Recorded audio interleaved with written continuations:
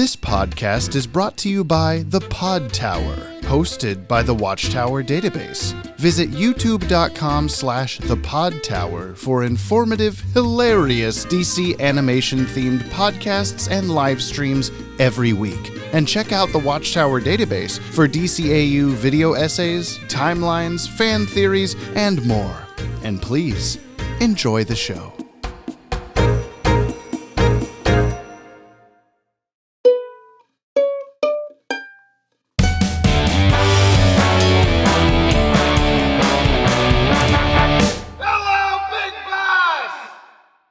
Brian's going to be putting this on his bottom 10. Brian is a bottom 10. Oh, you're recording. Yep. Okay, 3, 2, 1. Bottom 10. We don't have to do that in person. We tricked you. I am the funny one. You idiot. Brian. What's with this hostility? I'm sorry. I'm so sorry. Oh, okay, so listener, this is like the first time we've done it like this, I think. Right? Oh, yeah, where a guest is in the room. We have a guest in the room. We got a Rob. Woo!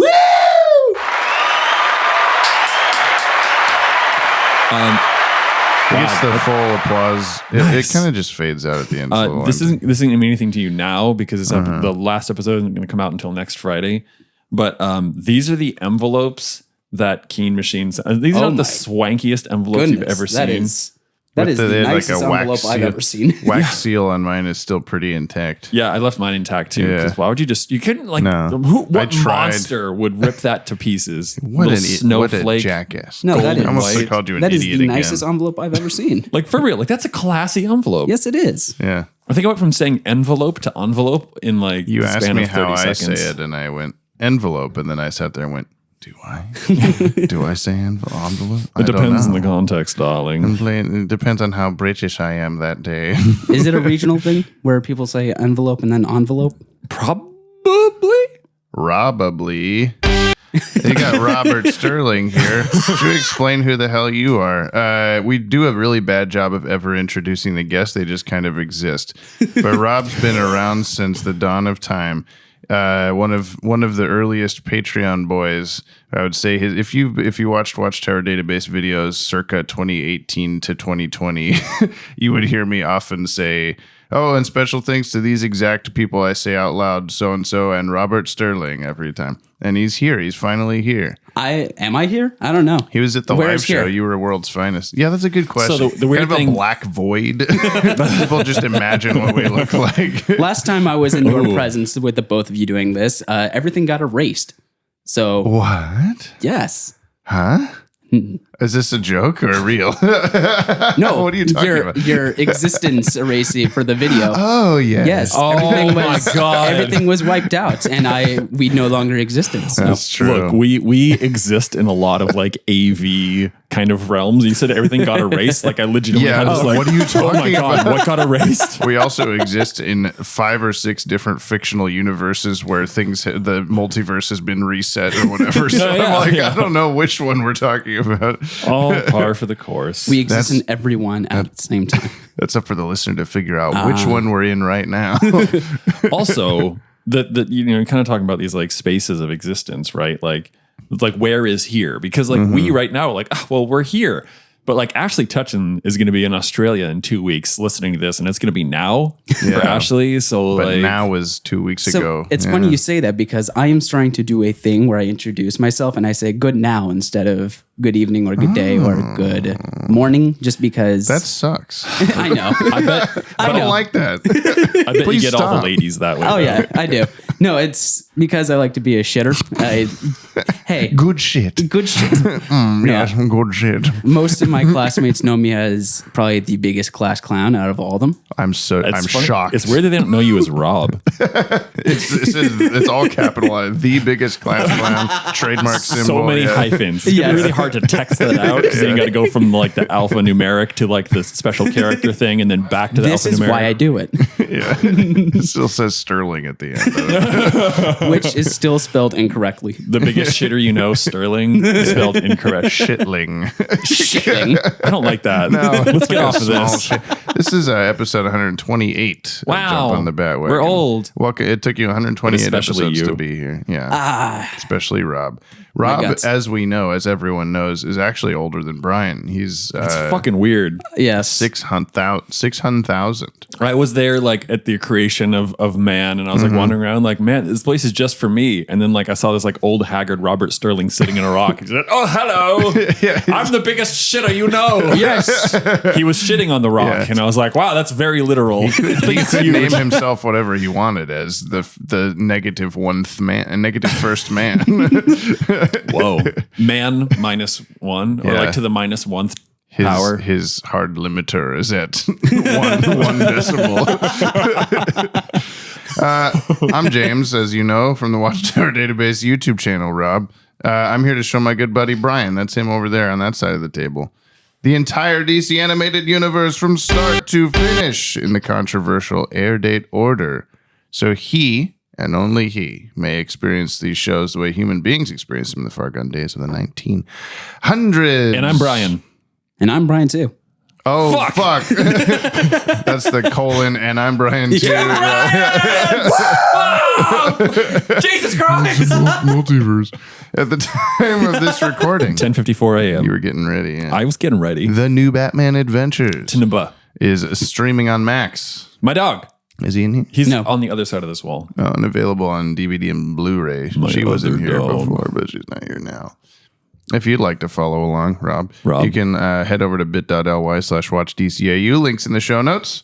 Today we're watching the episode Growing Pains. What was your prediction last time? Well, Jamie will tell you. He will. I don't remember. You always said say your Tim prediction Drake. last time was. Oh yeah, he was Tim Drake, and you started guessing villains. I told you that may or may not be the villain to whatever you said, and then we had a long discussion about having growing pains as children. So Yes. that's what's happening in this episode. Tim Drake's just laying in his bed going, Oh man, yeah. God, Alfred's this is checking like, on him every 5 minutes. like I can still walk to the bathroom and like the fridge and get a snack or whatever, but like, it's just uncomfortable. aching. Hey, There is crime no- fighting is rough on a 12-year-old boy. Yeah, I guess. How would He's you know? 13. He was 12. Jesus. I know because I am Tim Drake. I am 13. You're 13. I thought you were older than me. Oh God. What is this? He I am. reverse age. He's doing a Benjamin Button. Yes, exactly. Tim Drake. Actually, Benjamin Bunn copied me. Whoa. God damn. He's a trendsetter this year, Rob. This first aired Saturday, February 28th, the final day of February, 1998. Wow. Wait, is that right? Yes. Yeah. 'cause Unless it was a leap year, No, but- 2000, Was it a leap year? 2000 was a leap year. How the fuck? Because I was there, and it was my first leap year Okay. that I cared about. So Shut here's up. the me throwing the podcast into the trash. Yeah, that's what we do. Listener, yesterday James and I were at the grocery store picking up a whole bunch of supplies for a birthday party, Where's and he going with this? James had this freaky amount of knowledge of all things grocery store. As if he had like managed a Safeway for the last 15 years. I was like, where do you find that? He's like, oh, well, you're not going to find that there. That's in the deli. I'm like, how the fuck do you know that? And he just kept doing this. I'm like, where's this random obscure thing? Oh, it's over here. Oh, do we need to go pick up ice? No, well, you pay for the register and then you pick it up on your way out. And I'm like, how the fuck do you know all this shit? Experienced life. I don't know, man. I've been going to grocery stores longer than you. How do you know this? I just do a lot of shopping. I guess to be fair, also, I have my very, very typical, like, I go to a grocery store and I like robotically pick up these like same items and then I leave the same way I came in. And the shopping list was very out of my normal. And you just had Maybe you man. just don't go to Fred Meyer very often. That is also true, but So, do you have a grocery route that you take? Do you go up and down all the This aisles? was part of the new Batman Adventure, new Batman Superman Adventures programming block. We can come back to it. 1 week after last episode, Joker's Millions aired number 8, produced number 8. This was written by Robert Goodman. Sterling. Oh, Damn it. Yeah. Fuck. Who's currently known, he goes by Bob Goodman, so we should just call him Bob the whole time. Bob Sterling. You do that Sterling. and I will walk out. Oh my God. Sorry, Bob Sterling, Bob. Bob Sterling, Bob Sterling. Sucks to be you, Bob. Previously wrote Feeding Time, Buffed Puh, Identity Crisis, Solar Power, Bizarro's World, and Double Talk. Sounds so bad with headphones on. The director is a new one, Atsuko Tanaka. Prior to this, she was in the animation department for Pinky and the Brain, Animaniacs, Tiny Toons, and DuckTales. Ooh. I see why you're here. Yes. For DuckTales. Music is by Michael McQuistion. And animation is by TMS, Tokyo Movie Shinsha. Oh, Jamie's about to have a good time. But here's the even better part, Brian. Press it. Press it. Press it. No. Press it. No, press the goddamn sunrise button, please. Listen. Much like one other episode we have watched so far, the director, Atsuko Tanaka, also went on to work on Lupin III, Pompoko, Whisper of the Heart, Princess Mononoke, and would go on to work on Spirited Away, Howl's Moving Castle, Ponyo, The Wind Rises, and The Boy and the Heron, because today's episode was allegedly animated by Studio Ghibli. It's pronounced Jiggly. Studio Jigglypuff. It's Wigglytuff, damn it. Sorry, the evolution. Okay. Wow, my mind is like not actually that blown, but like Actually, this makes a lot of sense with knowledge of what the episode has entail. I waited when we watched World's Finest, and this was the thing. These are the only two that we know of ever that this happened with. I waited till after the episode was over because I didn't want you to spend the whole episode going like, "Oh, I'm looking for Studio Ghibli stuff." But I purposely wanted to tell you this time because I want you to like, oh No. yeah. I'm gonna watch with my eyes closed. Oh no, Brian, please do that, and you will enjoy it in a very different way. you might get a better experience. Anyway, coffee. Are we doing this? Is this happening today? we I are forgot we're doing it. doing this. There's We're not gonna enough have room to- in this room. Yeah, we're gonna. the We should just separate like. recording. Do you want to like just do it on your phone or something? Yeah, I'll do that. So head over to the link in the description to buy us a Yoppie beverage and support the show. We'll give you a shout out in an upcoming episode. We'll also do a push up for every single dollar. So Send us coffee for our health and your entertainment. this is coming. The summit, the peak of this Yes. mountain is The Rushmore, is almost. from our not Rushmore, never Mount a Rushmore. little tiny Everest, maybe. Our Everest Yeah. so far. Kilimanjaro, shall we say? Studio Ghibli, I pronounce it Kilimanjaro. Kilimanjaro. So Justin, a month or so, sent us $100, and we've been thanking him throughout. And today we're gonna make good Yeah, we on sure our are. promises. So we are. What did we say? 5 of 20 or 4 of 25? 4 of 25. Is that what we're doing? I think we can do 4 of 25. Okay. I have faith in us. Okay. I have faith in us too. So we're Okay. going to do 25 of them now before we watch, Yep. 25 of them When we come back, before we start doing like keen effects and all that stuff, Yeah. 25 before mail and 25 after mail. But for us, that's going to be immediately again. so to this is doing why I think we this. should do it don't know. immediately when we come back. Oh, yeah. Yeah. I agree with that. What a great listening experience for the listener. Hear us do push-ups. Hear a clip from the episode. Hear us do push-ups again. Well, this is what happens when you have us do 100. Yeah, Justin. God damn it. Love you, Justin. Alabama. All the way from Alabama. Yeah. I still like that's the thing that I'll like not be sleeping at night, like laying in bed and just being like, he flew from Alabama. That Justin's a good guy. he's such a sweet guy. I think we put on just good enough of a show. I think. If that. He gave us $100. Okay, let's go do it. Here we go. Watch the episode. 3, do push-ups. 2, 1, go. All right, guys. We all ready? I'm ready. And thank you, Justin. Here we go. 1, 2, 3, 4. 2, 2, 3, 4. 3, 2, 3, 4. 2, 3, 4. 3, 5, 6, 7, 8, 9, 10, 11, 12, 16, 13, 17, 14, 15, 20, 17, 22, 16, 19, 24, 20, 25, 21, 22, 19, 23, 20. 24. This is not going to be good What for took me. you guys so long? 1, We're being smart about it. Well, I was being conservative and not trying to rush through. 3. I'm not going down as far. 4, 5. I have to do that 4 more times. No, 3 more times. Oh, you're right. Yes. Thank you, Jess.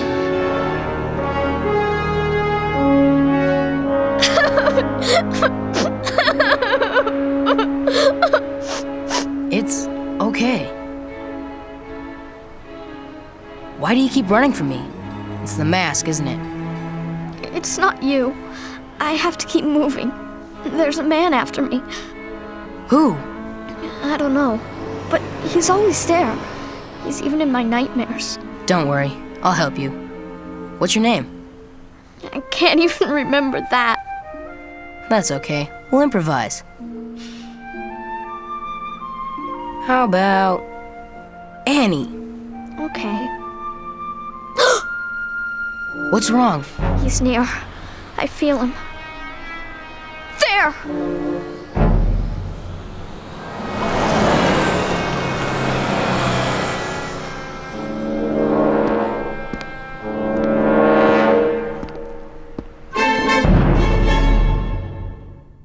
One, two, three, four, five, six, Bro, stop headbanging. 7, 8, Last count. 9, Let's do what 10, Tim's doing. 11, 15, 12, 16, 13, 17, 18, 14, 19, 15, 21, 16, 22, 17, 23, 18, 24, 19, 20. 24.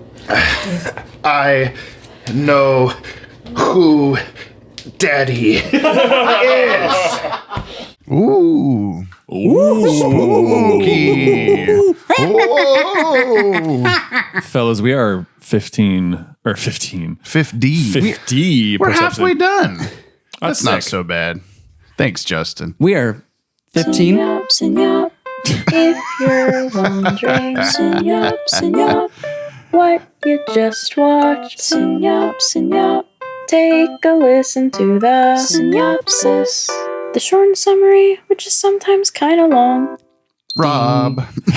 Bob. We are so lucky to have listeners that are so Yeah. multi-talented. Do all the work for us, such as Robert Stirling, who will now tell us the synopsis for this episode. What thank you so happens in much. Growing Pains? So it starts off with a little girl running away from something or someone. And then we see a bunch of bikers who are chasing after her because they see her. And she is there. And And what she else is do there. bikers do but chase? As we all know. Exactly. They follow her to some kind of alley or just big opening area, and they start circling her. Big open spaces. Yes. And It's from the We're All Stuck on the Subway, Hey Arnold episode. Oh, I never watched Hey Arnold. Guest starring Mark Hamill in that episode. wow. So that's how I tied it in. Anyway, continue. Actually, there's another tie-in, but we'll get to that in the cast. Keep going. Now. So shut the fuck up. I'm not. Shut up. I'm not shutting up. So Robbie, That's you, it is me. Robin Stirling. That's my real name. Robin interjects and saves her from the bikers, and he asks, where is she going? What is she doing? And she runs away and says, I have to get away. And then he meets up with Batman after running down the long street to get there instead of grappling. Yeah. Oh, the bat signal. Better hoof it. No other way I could get there. No way at all. Maybe the police station's just right at the end of that street. And we didn't see that. So he's just like, well, I'm right here. I need the steps. Yeah.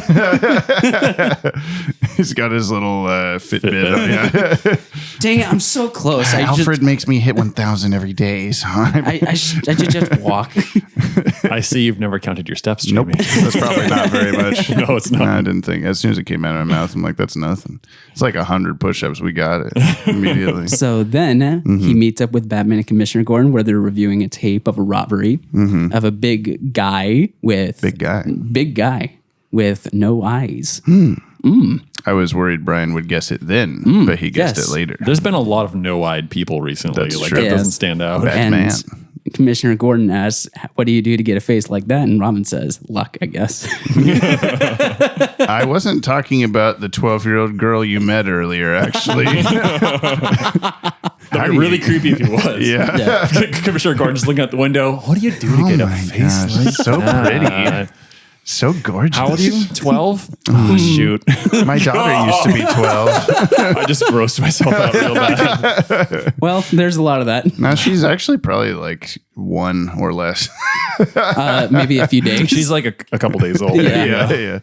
And then Batman tells Robin to not go after her because reasons. And he tells him not to slip up, and then immediately falls off a building. No. Yeah, he slips on Banana Man and falls off the Yes. building. Yes. Okay. And then later Robin is riding in the limo, and then he sees the Bruce Wayne's limo. Bruce and then Wayne's Robin limo gets out. with Alfred just Yeah. driving along. And he sees the girl, and he gets out in the Robin costume, just changes in the limo, gets out in the Robin costume, and hunts her down to a bus stop. Yep. And he starts chasing her around, trying to make sure she's okay. And then the big guy shows up. Big guy. The big guy. Oh, I know who Daddy is. It's Big Guy. big guy. I fought Big Guy in BTAS. Punched him into the ocean. I murdered Big Guy, and Brian was really mad about it. Rest in peace.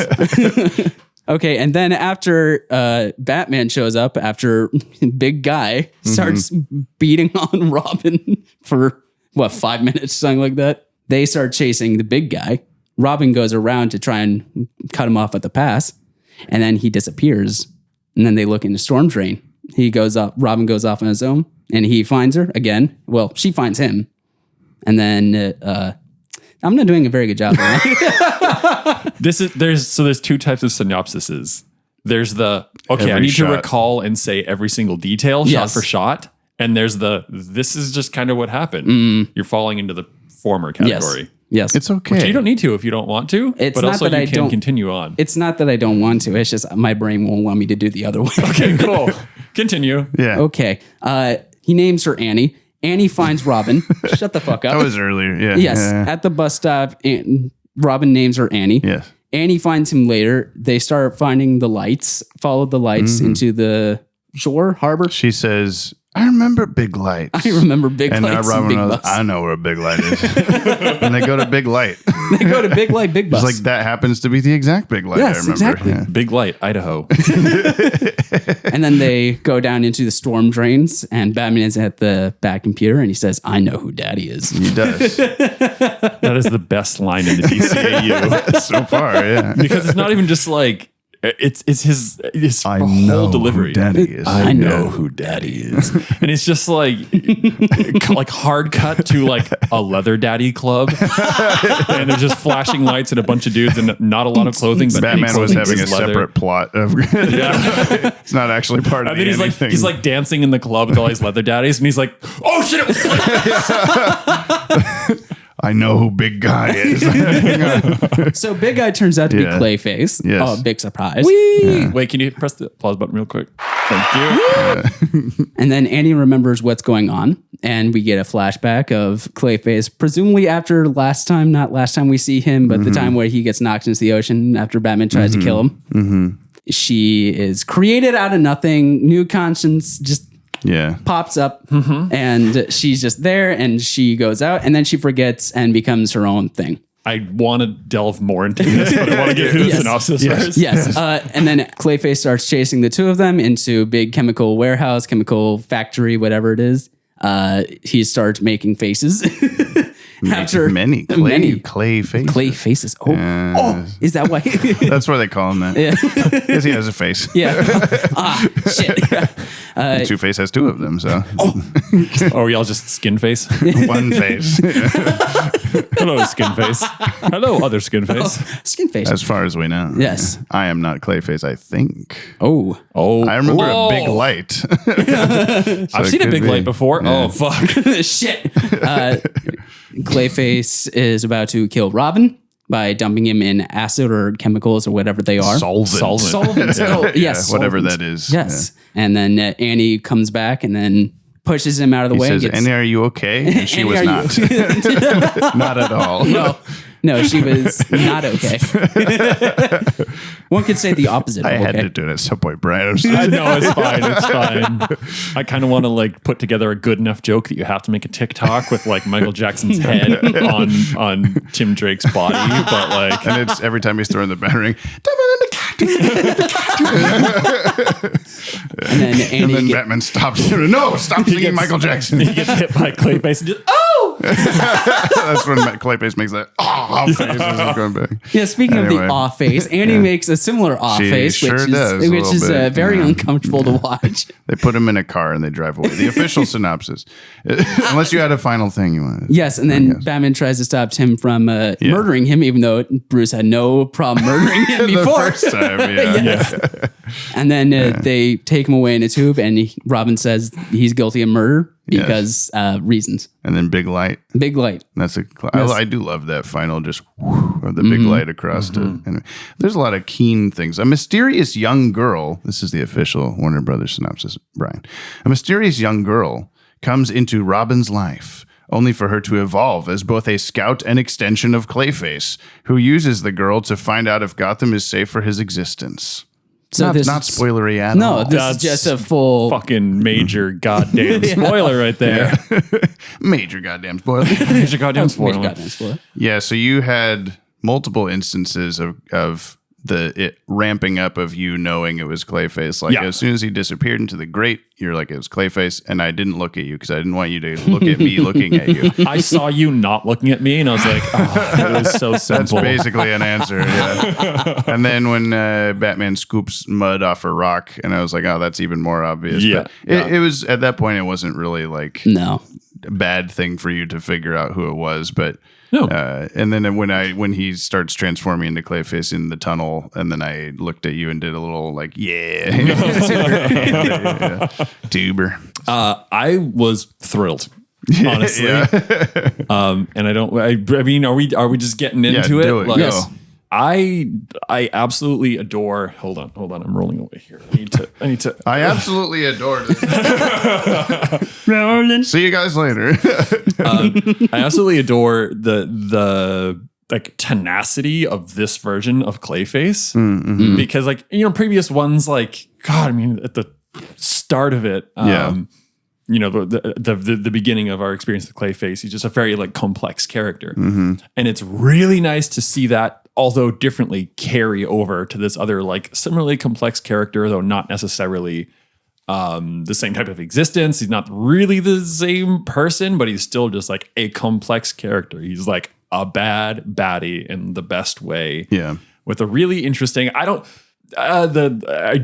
to get into the consciousness, like creating a secondary consciousness thing. Like, can he make brains now? Like, Right. Can he make organs? Yeah. Like, how can he create an amnesiac girl Who has nightmares? Yeah. Is it? Yeah. Is it just that she somehow is still technically connected to his brain, or is it just like Right. Like some psychic thing Yeah. or something. I mean, it seems like there's some kind of psychic shit going on because she senses him whenever he's near. So I feel like there's probably some way that they're. It made me think of, I think the only other time we've seen Clayface separate himself into like multiple people was in Holiday Nights when he's like five little boys stealing. right. He's like five little boys stealing jewelry at a store, and they all come smushed together. And so it makes me wonder, like, when he does that, there's no reason to believe that they're not just all Clayface's mind like being those guys. Like they don't have to be separate identities, all this stuff. But then now with this in the mix, it's like this has to have happened before that episode. Like that's, you know, Robin was in that before his origin. Yes. Like that's just kind of a standalone whatever episode. Are all those kids also little like Annie consciousness? They're just like, well, we only have one job. We know we're going to go back to daddy in a second. I think the thing for me that's really, and I don't like, this is not one of the situations where like I'm pissed about the end of the episode and I'm like, well, here's a better ending for you, writers. Yeah. You fucked up.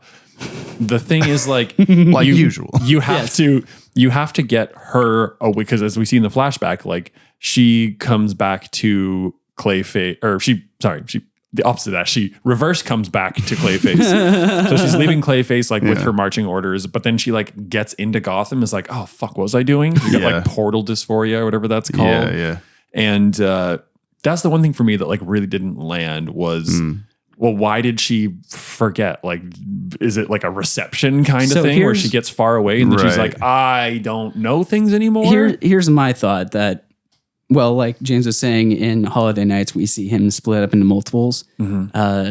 Chronologically, I do believe this comes first and that this was his first time attempting it and he didn't know how to make something that would be still a part of him. And he was still like a blob of beans trying to form himself, I guess. He's just like, he didn't necessarily have the mental capacity to have control, so it just kind of wandered off and then spawned into its own thing.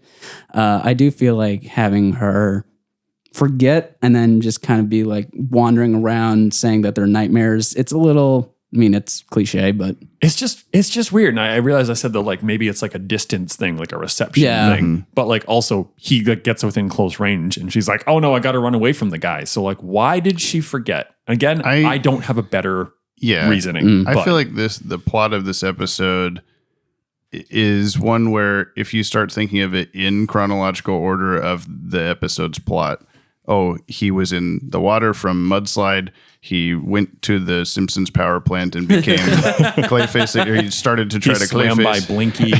three-eyed fish. And then like makes a little girl. Why a little girl? Why this thing? I got a theory. And then when she forget all that stuff. Like if you think of it in the order of how order of operations, what actually happened. It's a little loose, a little weird. Yeah. If it's more in how it's presented as the mystery of it all and the very like kind of grotesque creepiness of it and stuff. Yeah. Like that really works for me. That like if I it's one of those, don't think about it too hard. Don't think of the whys and don't think of but that's also what we do all the time. So I mean, we are in the business of it. Yeah. So Brian, what is your theory? Yeah. Oh, okay. What's your little girl theory?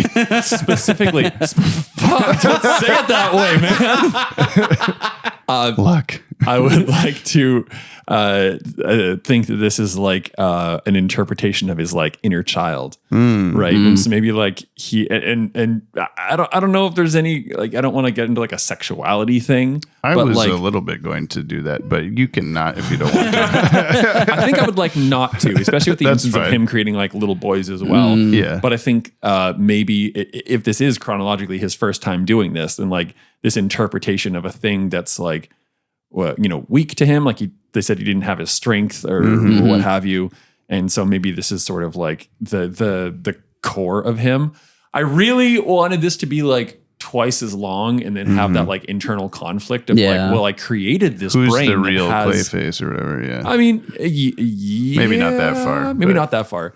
But to see that conflict of self, because this is an extension of himself who is like much kinder, kind of scared of the world and everything. And like, I would really love to have seen that like internal, what's that? We saw, didn't we see like a Batman face, Clayman face, like Clayface and another not his Are face? you just talking about, the first Clayface where he's like looking at all the screens of his characters? Exactly. Like I would love that version with Annie and Clayface, like kind of like who's gonna win, and there's just a fucking 20-foot tall Annie. She's got the same Clayface voice. Yeah. Robin, I'm back. I was just imagining a giant hulking Annie, and I'm fine, Tim. I'm fine, Robin. Oh no! Brian just had a recollection. So sorry. Yeah. Oh, what? Clayface kissed Robin. Yeah, that's true. Oh, I mean, it was just a peck on the cheek. It was that's Clayface where it begins. Well, it does make me wonder though, like when he makes Annie the first time when she's standing there in the tunnel and he's just a blob and she comes to be. Like I wish we could see what her like personality and voice and that kind of stuff was like in that moment. Like, does she only become this innocent little forgetful girl once she's forgotten what's going on? Or is it does that little girl have Ron Perlman's voice until she's in the middle of Gotham City and then goes, oh, wait a second, what's going on? I would assume that like the internal comes along with the visual, the external. But I mean, it could just be that he's not strong enough to even put his own like self into that like automaton, whatever you want to say. He just like makes something, whatever I can possibly make at this time. and gives it like Inception style like orders, like go check out the city. But then like 10 steps away, just like, hang on, what the heck? Oh, I'm a person, I guess. So, I have a theory. For Give us a theory. Give it. Rob's theory time. So we know that Clayface was an actor. That he creates Annie to be like a character. Yeah, a character. And it's not necessarily his mind, but his mind trying to pretend to be a little girl to act like it. But then when he forgets that he's not him, then it's, I must just be this character. Yeah. And then she becomes what she is. Okay. That she's a character that is just too lot. I don't want to be like, she's too invested. Truman in the role. showed himself. He didn't realize that he was in a movie. Yeah. No, am I on Batman the Animated Series? Yeah. Clayface just like looks at the camera. Have these been here the whole time? Looks at the camera. Daddy's home. And then it freeze frames Ron Perlman as Annie. Oh God. Too many Clayfaces. Yeah. God damn it. Yeah. Too much Too many volcano. Clayfaces. Too many Clayfaces. Oh, we're doing too many cooks. Yeah. No, let's not. Let's not. Yeah, so the animation in this right off the bat. Holy yeah. Okay. Yeah. I got this. Opening frame. If you don't say, like, if you don't gasp or say wow or something along those Just like- lines, you are a heartless bastard, and I demand you stop listening to this podcast right now. Yeah, you were like, title card, come on, title card. And then we're like, no. And then it, just showed like text that says growing pains, but it's just the like, It like most pans down these buildings. and they're- detailed, craggly, gross, like apartment complexes that are like the best thing you've ever seen. It is full on like edgy ass graphic novel quality of like grody buildings. Grungy and it's disgusting. And So it's good. Really good. This is why I wanted you to know this time. So I would have caught like I did out the gate, and like Annie shows like the first face we see is hers, and everyone's just What like, the "Whoa!" fuck? Alora's watching along. She Why had a is there an fucking anime blast. girl in this? Yeah. So it's funny that you say the whole Ghibli thing, whatever. I have not seen this episode in a while. Yeah. And last time I watched it was maybe a year or so ago when my brother and I were doing a full watch through the entire DCAU. Yes. I do that with Brian. Wow. Yes, but we did it in a quarter of the time because we're not doing it week by Once week. a week, yeah. And we're not doing a podcast about it. Look, Maybe. Brian, we could just record every single day for the next 2 years. Jamie, you could edit every single day for the next Yes, 2 that would years. be great. I love that so much. But I feel like if without that knowledge, watching it now, I probably would have caught on that it was a higher budget, higher studio something. because Yeah, it was significantly nicer looking than. I mean, already when we have 6 Coco Dongyang's in a row and then we get a TMS and we're like, yeah, it looks so much better. Yeah. And then this one just went like, how about I make it even better than that? How about I just give it to the Princess Mononoke people? Yeah. 'Cause, like Laura kept turning to you and be like, oh, that looks like this Studio Ghibli movie. That looks like this. Yeah, that's her fucking jam. Yeah, that's why you asked her to watch it with us. But there were multiple times, especially with the Clayface stuff, where when they're running down the tunnel and he's got the like bricks, his brick body. Oh my God, yeah. coming up behind them. Brickman. Big guy, brick guy is coming up behind them in the tunnel. Brother and, like, Brick guy? Yeah. Hey, I haven't got that in a while. between the mushiness of the animation of Clayface and the like sound effects, like it's very like breathy, weird human voice sounds mixed into his sludginess. Also, the like shockwave of animation, super good Ghibli, where it like the bricks hit the back of the sewer, and there was this kind of like It was oozing the out. force went forward, Yeah. and then it kind of like receded a bit in like a wave, and it just like they put so much work into the animation on this. When he makes the bars, Yeah, I that was just Robin about to just say. Oh my shots God. right through, and it looks They're super like falling solid. in slow motion Yeah. as they run through. Yeah. yeah, no, I don't know, that was kind of Wolverine's adamantine claws. Yeah. I don't think you should have been able to bust through that easy. I thought that whatever. too, but yeah. So Robin was insanely strong this episode, just constantly just breaking through whatever Clayface makes. Yeah. So Like he just uses his hand and just chops right through it every time. I'm a little back and forth on that one because we have Drop. Yeah, I thought that That was too. pretty close. I feel like I did a really good impression. Can you back to back those? Yeah, here it is. The back and forth for me is that like, yeah, he smashed through the metal bars easily, and I'm like, well, yeah, it's clay. But then towards the end of the episode, Clayface makes like steel plate in chest, which like the batarang just ricochets straight off. I'm like, okay, so which is it? Yeah, So can he metal? I do have one thing about that. When he does that, that's after he absorbs Annie. So maybe once he reabsorbs her. Applause button. Applause button. He wasn't whole. He was. He's only now able to make full constructs. I like that. That's much better than what I was going to say. How much do we pay him for that? I don't know. That. Aside from that, Robin's also picking up like 2x4s and throwing them at guys on bikes, and bikes are going flying. That was at least a 4x4. No, the square aspect of it. Hey. Hi. Yeah, when that scene of him just like destroying those bikers, Jeez. everyone in the room was just going like, "Oh shit! Oh fuck!" Well, especially the bit where the motorcycle tire lands on the guy's head. Yeah. And then you just see gravy or something. I don't know. So you were expecting him to put it through the spokes of the that was like the low hanging fruit, and then he just throws it like at the a guy. javelin. Yeah, he's like javelin. He's like baseball bat slapping people in the mouth. Yeah, he wasn't fucking around. No. We got that punk guy that Maxima spun really fast / was carrying a boombox over his shoulder. Yeah. He's back. He's back doing again. fine. He's all over the place. Wasn't He's he also on the harassing docks? underage girls. What? Wasn't he also on the docks in a Parasite episode? No, I thought he was, but he was. okay. Maybe you think that every time too. But no, I like the idea that he's just like, I hung out in Metropolis and I did not have a good time. I better come back to Gotham City. Fuck! Oh shit! My gang. My gang got beat I up by dyed a my hair a child. different color this time. Every time we see him, we got a timeline clue. He says Halloween's over, kid. So it's after Halloween. I did not pick that up. It's also like kind of the reverse of a quote from The Crow. Which is with the dude with the knives. He says, Halloween until mañana. Yeah. Oh, fuck, I gotta watch that movie again, Rod.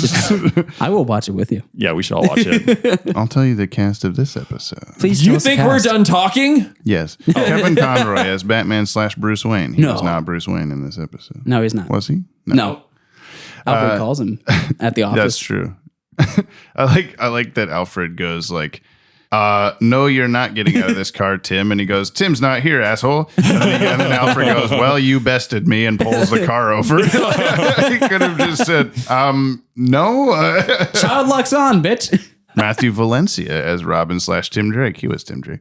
Yes. Ephraim Zimbalist Jr. as Alfred. Bob Hastings as Commissioner Gordon.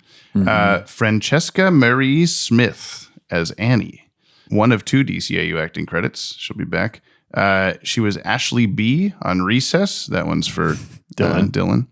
And she's primarily known as Helga Pataki. Oh my God! I'll let the full... Wait, hang on. There she is. No, that was someone else. Hey, Annie. Oh, you're Hang on. We'll wait.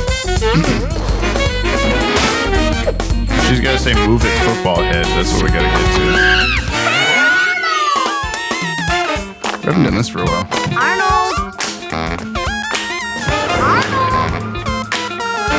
Oh, that was her.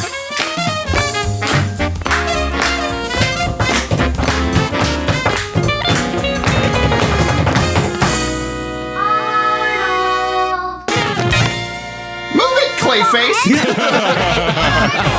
That's what she said when she tackled Clayface. Hey, Annie. What do you think would have happened to Annie if she hadn't have tackled Clayface and actually, like, do you think she'd like crumble away, or would she just continue living forever? I got it. Yeah. Do you want to play some mood music for me? Okay. So Annie and Tim like fall in love. There's a like take off the mask. There's like a romantic kiss scene. Yeah, they're getting married 20 years later. No, they don't get that far. Foreshadowing. This is the next day. So they're like, you see this like little montage of their experiences, like eating hot dogs by the pier and everything. And there's like sunset by the beach, and they're like holding hands, and they go run into the waves together, and she just dissolves. Oh my God, that's Brian, what that's the even fuck? worse. Man. You're welcome. What the fuck? Do you guys remember the dog from Futurama? You remember that one Twilight Zone episode? Oh no! Ron Perlman as Clayface, Matt Landers as gang leader. I assume the punk guy. Matt Landers, my hero. He was previously Frankie, a Two-Face goon in Two-Face and Second Chance, and Robber in Heavy Metal, one of Metallo's guys. Robert, that's me. Robber Stirling. And Bobber. then last we have John Rubino as gang member, I guess one of the other guys, previously guard in Bizarro's World. And that's Wow. the cast. Thank you. I got some trib for you. It's little small tribs. Okay, give me a small twiv. Okay. Give When me baby Commissioner Twiv. Gordon shows Batman the footage of the disguised Clayface robbing the store, the cashier's tongue is colored red in the otherwise black and white image. I didn't see that at all. remember to even look for that. Yeah. At one point, I do want to quick cue into Baby that. twivs. Alora, baby twib. My little baby twib. For all you Tenacious D fans out there, it was really funny when they're like watching the playback, and Alora called this that like you just see the Clayface, Big Daddy or whatever, like moving like very like cleanly through the whole thing, and Commissioner Gordon's like, oh, there's a really good shot of him coming up right here, and it's like just as clear as everything we'd seen. We'd seen his face. There's like a positive ID the whole time. Like, wait for this one. He just really wanted that portrait shot. I just also really- I wanted it to be very 90s experience and have him been like, he's like holding the remote. There's a really, really great shot of his face right here. He presses pause. The VCR goes, and then pauses like A 7 couple seconds later. He's like, oh, hold on, I gotta Let me rewind to this point. rewind. Wait, no. Robin's just in the window. The whole time. I love VCRs. We talked something. Why was Clayface robbing a convenience store? Or just Why was Clayface Robin? Oh yeah, I don't know. Why was- Maybe why he was was he just, looking like, for Annie, I guess. getting- Yeah, maybe he's using this cash register. let me have a look. No. Or yeah, maybe he forgot even what she looked like. I don't know. Are you money? Is this money me? Money, are you okay? Are you okay? Are you Money. okay, money? I really loved the moment where he's like, well, we got to give you a name. And he starts like looking around and he just went, bus. Big bus. Shit. That was one of my finer moments. Yes, thank you for bringing that back It just up. reminds me of the like early Family Guy episode where he's like, "Sir, what's your name?" And he's like trying to make up a name, and he looks around like, P. the P tier Griffin, Peter Griffin." Damn it! That might have been the height Yes, of Family I Guy's agree. intelligence. Of the whole show. It was all Yeah. downhill after that. It was all downhill. It was very downhill, and they're like, P-tier Griffin, and then downhill again. Yeah, I think so. At one point, Robin and Annie are in front of a building with the name Kane near the top. Bob Mr. Kane. Bob Kane. Bob Kane. One of the creators of Batman. What? Yeah. So he was his daddy? He got shot in an I know who alleyway? Daddy is. Daddy Kane. Hey, Daddy. According to Bruce Timm on a forum post in 2020, Annie's look is modeled out Natalie Portman's character Matilda from the 1994 film Leon the Professional. I had it was the Yeah. there was some other like anime character girl, I think from a Ghibli film that I was like, what was it? Doesn't matter. Spirited Away. Oh, I sure. think. I don't see it. There was one of those like character resemblances. I'm like, oh, she kind of looks like that. Yes, it's fucking Matilda. Yeah, yeah. God damn. There's also parallels in the characters, as Matilda was a 12-year-old girl reluctantly taken in by a professional assassin and becomes his protege. Disagree with that I description. also agree. That it's Hardcore not disagree. Really Yeah. the same at all. She wasn't like she knocked on the door and was begging for help. From Yeah. Leon. Yeah. Like there is no like, okay, I guess I'll hang There's a out little here. girl and there's a big daddy. There's a big guy. Yeah. Big Daddy from BioShock. Right. Yeah. Pretty much. No, Big Daddy from the movie Big Daddy. Adam Sandler. The last thing I've got is this episode's flashback explains how Clayface survived his apparent death. The BTAS episode Mudslide also infers that this episode is set before Holiday Nights, an episode Clayface is featured in, despite it being produced and aired after Holiday Nights. So yeah, I mean, like the whole time that we were having that conversation like a year ago or whatever when we watched Mudslide, where you were just, you were so mad at Batman for essentially murdering Clayface. We were having the big, like, why did he do that? And all this kind of stuff. Doesn't make that any better. But I it's so hard to not be like, don't worry, Brian, he's not really dead. It's okay. Like, He comes back. He comes back in like the best episode. I promise, it's okay. Just crying in the corner. You're like, it's okay, baby. Daddy's here. I know who Baby Twivs is. Jamie, Yeah. weird realization. I just realized you are daddy. I am a daddy. Your daddy. I know who daddy is. It's Daddy. Daddy, give me some more trivs. How about That's we all don't? the trivs I had. No, we do. Okay, can we go back to the No, animation? Jamie will I was always going to be say we're in daddy. Keen Effects now, Yes. so we can do that. So Wait. push-ups. Push-ups. Oh, Push-ups. fuck. You guys like you mean it. One daddy, two daddies, three daddy, four daddies, five daddies, six daddy, 8 daddy, 9, 10, 13, 11, 5, 14, 6. 12, Come on, man. Go down further than that. 13, 8, 14, 9, 15, Oh, wow. 16, 17, 13, 23. 20. I see you're taking breaks before. I am taking a break. I can't laugh. I gotta do 5 more. At the same time. I am the ultimate man! You're a big guy. 4, 13, 5. God damn, dude. 16, Justin, 17, thank you so much. Thank you, Justin. 19, Thank you. 20, Oh my God. 21, 22, 23, 24, 25. Thank you, Justin. Justin, I don't want to do this anymore. Screw you, Justin.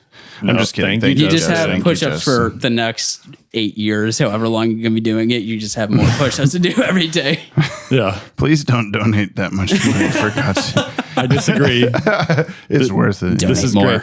Now, I mean, honestly, like Jamie, if every time we did podcasts, we had to do 100 push-ups, like you'd get pretty strong. I pretty think, quick. yeah, I think so. Yeah. I'm glad it's not that. What's the Keen Effects? Everything. Okay. Every frame End of of the story. episode. So one thing I do want to point out, because this is something that in my brain. So okay, listener, come here. I have a very love-hate relationship with anime. Interesting. So I'm kind of new You to guys it. should just break up. Yeah, it's not worth it. I'm pretty new to the whole thing. Like I've only seen a handful, but the ones I have seen. So I just started Samurai Champloo. Oh, okay. I've heard good things. Yes. Haven't seen anything. Okay, so it's from what I've heard, it's the spiritual successor to Cowboy Bebop. Oh. I think. Where's the button, James? I don't have never had it as a button. I just play it off YouTube. Either way, so the whole thing is that.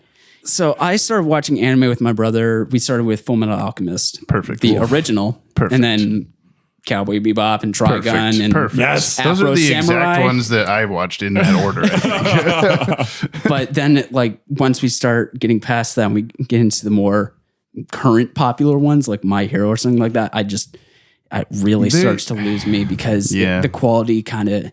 It's very hit and miss for me. Yeah. I understand. And Yeah. the problem is that, like, the anime community is pretty gatekeepy when it comes to what is good and bad because different standards, but Can also. you keep your politics out of my podcast? So when you were talking about like Studio Ghibli, like that's the kind of stuff that I really like. But I did not associate that with Ghibli. So a lot of This episode? yes, I associate it more something with like Akira. Yeah, well, so which is TMS. It's not the specific animation look, but just Right. the vibe of the entire Yeah. thing. Oh, okay. the like okay. body horror Yes, of it all. and Yeah. Oh, yeah. Very when much. she's getting absorbed, I immediately Yes. think no spoilers in like the whole Yeah, body we know horror what you're that talking Akira about, is. yeah. Like she's getting sort of like she's Akira's little sister or something. Yeah. Well, I feel like that's like Studio Ghibli is like or Ghibli, whatever. As I'm going to say Jib. Okay, it's pronounced GIF. I'm gonna say Gib. So when Gib does just call it Lily. what? Oh yeah, Why leave really? leave studio and get Jib off. You of can it. say Just Lee. studio. Oh, Studio Studio Lee. Lee. Leave the Gibbs and Jibs. And Lee's too short, so you got to say Lily because it's cuter. When Christopher Lee made this episode, Did you ever listen to his metal project? Yes. yes. Fucking hell. So anyway, Did you listen to the Christmas one? yes, I did. Yes. What the fuck was I gonna say? Oh, the like Studio Ghibli goes like, oh, My Neighbor Totoro, cute, funny cats, and bleh. And then Princess Mononoke, a bleeding worm Yes, demon, and all this exactly. stuff. And it's just like it can go so many directions. And I think that this episode leaned more into the It really Princess did. Mononoke type stuff of like, I don't like looking at this, but it was it was just enough removed from that to still be like a Batman episode. Yeah. But I think it was a perfect like production group to put on a Clayface episode because it was like He's got the amorphous thing yeah, going for him. he's the weird blobby monster man of the show. Yeah. Like everyone else is like gangster guy, whatever. Like Yeah. for the most part, It'd be such a waste if they're like, okay, Studio Lily. do the Riddler. You do the episode. Riddler. That's exactly what I was going to say, Riddler. We'll make his hat look real good. Will make his face look good and Yeah. then nothing else. Yeah, really. But I mean, yeah, you're right though. There were a lot of shots like close-ups of people's faces that just looked better than you've ever seen my God. anything in the world. Yeah. Like Robin walking around, like acknowledging the homeless problem Yeah. and nothing else. the first time that he walked up to, like, he looked over a bridge or something at a homeless family, and you like, then he just kept walking, and you're like, well, they're not worth helping. Or something. And then when he walks up to like 5 sleeping children on a gross mattress and walks away, He just stares at them. You said like nope, but I thought about saying like the sewer king will hear about this. Like, some escapees I see. Like, Well, here's the thing. Tim was homeless, kind of. yeah, basically. Yeah. Yeah. He had a shelter, but he was definitely, yeah. I mean, I guess that's almost more though. Like, why didn't? I mean, it's not what the episode's about. Is why he didn't do anything. But and obviously, he's not just going to be like, 13-year-old Tim Drake, I'm going to solve Gotham City's homeless problem tonight. Like, but yeah, it is kind of weird that he's like, well, I'm looking for a specific girl, so like, bye or whatever. You guys are kind of dirty and not hot enough. Right out of here. I can't daydream about you. Yeah. Neither of you kissed me on the cheek yet. At least she does that after. Yeah. You don't look like you could kiss me on the cheek. You don't look like you could be Clayface as 5 little boys on a mattress. I do want to say Annie is the most anime-looking character in the entire yeah. DCAU so far. Yeah. Yeah. Like, bar none. Yep. Agreed. And it's very strange because I don't think if this was in the old art style that it would work at all. Yeah, that might be an advantage of the redesign because is it looks a little more Japanese, Well, yeah, I guess. and like I can't imagine. What? I mean that in the animation, bro. no, I know. It's just Everyone looks Japanese all of a sudden. I hate Bruce Wayne's redesign. Why did they change his? Yeah. Just pans over Batman just eating sushi. Oh, they made New Batman Adventures woke, I guess. But no, it's just trying to figure that in the old art style. I just don't think that would work with how that character is and how she moves and how it works. I don't think it would necessarily work that well. Yeah, no, it just. Well, yeah, if I they think did if this we in had BTS, we would get ACOM on this episode. And it would just be an Here's the thing: like, is the story? I think the story would be good enough to remain intriguing and whatnot, and we wouldn't have known. Like, what if Studio Ghibli did On Leather Wings? Like, maybe it'd be a worthwhile episode to watch. You know. fantastic joke, bro. Thank you. Execution, perfect. I'm You're dying now? He said a bad thing about On Leather Wings. God has had enough of this. The listener's curse has finally come to be. Sometimes God blesses the wrong people. This is payback for the other episode that you guys just did. Which one? Oh, Apocalypse. Yeah. Now. That's Look, a different discussion. everyone will at least be happy you liked Growing Pains, right? So, yeah. Wait, who says I like growing Oh, pains? that's a good point. Did you have any finishing thoughts on what you were saying? I About the don't animation? remember what I was saying. Oh, we don't have that foresight to be able to be like, well, obviously it's great because it's this. Like, yeah. everything else could have been. Yeah, I think this episode would have been great regardless, but it's heightened by give it to Spirited Away people. Yeah. Yeah. And the idea that it was given to them, giving them this project compared to any other was like the best decision, because otherwise you get a really strong story with really good art, and it's just a completely it's a solid win-win. episode compared to like really good art, but kind of a decent story. Nothing happened. Yeah. Yeah. Well- I if I was a billionaire, I think I would pay them to redo every Batman episode I really love, just to see it that much better. Can it get better? Yeah. But I mean, like, realistically, like, let's take an extreme. Let's do the. Cat Scratch Fever by Studio Ghibli. Yeah. Well, yeah. I was going to say Sewer King episode. like the lowest of hanging fruit, of course. Sure. But Or like Prophecy Batman. of Doom, the Nostromos. See, yeah. Nostromos, the fire on Mount. What is it? Oh, Maxi Zeus. Yeah. Yeah. What's that episode called?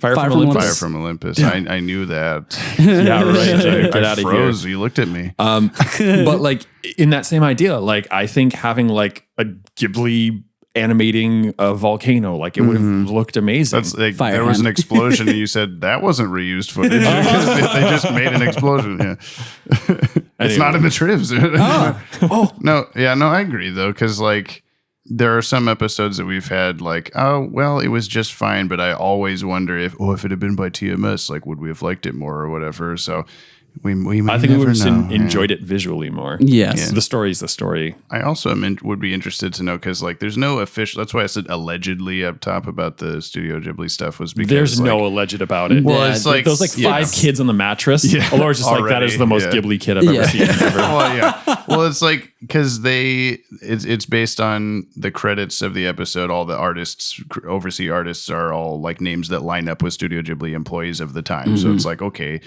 but that's happened many times across everything we've watched. Is that a animation studio will be given like 5 episodes. And they'll go like, we really only have like the time and manpower for 4 of these, so we should farm out one of them to somewhere else. And then they'll just this one just happened to go to like the best possible thing it could go to. But I do wonder if TMS, for whatever reason, was like, we can't do this one specifically because of all the Clayface stuff. Like if they looked at the storyboards and went like, holy shit, I don't think I could do this or whatever. Because there's a lot of stuff. Like I think they could, but if they were handling like 2 Superman episodes, 1 more or something like that at the same time, then I could see them purposely going like, please take this one, the sludge monster. I can't do it. I also I do wonder how much ego plays into it. Because if they're like you were saying, like, oh, you know what? Like we can do I've got Batman in my basement just fine. Yeah. However, this is like a very in-depth. I mean, like how would insert whatever animation studio you don't like animate the clay going into Annie's hand, Right. Yeah. Yeah. you know, Sucking like in. would it just like be like a color that kind of disappears? It's a layer like, that the opacity is dropped or something. Okay, Yeah. one thing. Do you think creators, writers, like, do you think they had a say in which animation company got what, or was I it? don't think so, because Okay. often they were like, damn it, ACOM got this one or whatever. But I mean, that was back in the early days. I know. So I still don't think so necessarily. I think they like just kind of cross their fingers or whatever. Yeah. I would side with you on that one because it's like you have Warner Brothers being the like, okay, well, we're giving you the money for this, and these people are doing the art. Yeah. You guys are the writers. Now shut the fuck up. kind of a deal. That Yeah. does happen a lot. Yeah. Where's Clayface? He was the little girl. No. He was the mud on the rock. I mean, he was daddy. He was daddy. I don't have an intelligent answer. No, he was Clayface, I think. He was the Clayface. lights. He was Yeah. Oh yeah, he was a big light. Yeah, we didn't really. we didn't really get into the Keen effects thing. Like, Oh yeah, specific shots of Keen effects. that's the thing is like any moment. Annie moment. Any moment where there were lights, the animation was incredible. Any moment where Clayface was on screen, the animation anytime was he's incredible. moving at all. Anybody, Well, yeah. pretty much anybody doing anything. The only, like the one shot where I was like, oh, that's not that Keen, which Laura also called out, was like Batman from a distance running on a rooftop. She's like, you oh, I see- thought that was a dog. Yeah. Yeah, he's like in complete shadow or whatever. Yeah, and it's like that was the only moment where I was like, "Oh, that animation's like not excellent. You guys Right. suck." Yeah. This was only a 9 this time. Yeah. Well, I feel like the only thing I'll just say, because we're propping it up so much, is the only thing that I don't like about this episode on World's Finest Part 2. Batman's face looks weird. I disagree. I think that he's too. The angles of his mask are the wrong angles. I don't know how disagree. else to describe it. Okay. I like Batman because he has more like jagged look to him. I like Well, that. I don't hate the look exactly. I guess it's more just like if I'm drawing Batman, that's not how I do it. I suppose. Like, that's not how he would. yeah, do that's it. not how I am Well, master of drawing Batman. Let's be fair here. None of this episode looks like traditional Batman. Sure, No. sure.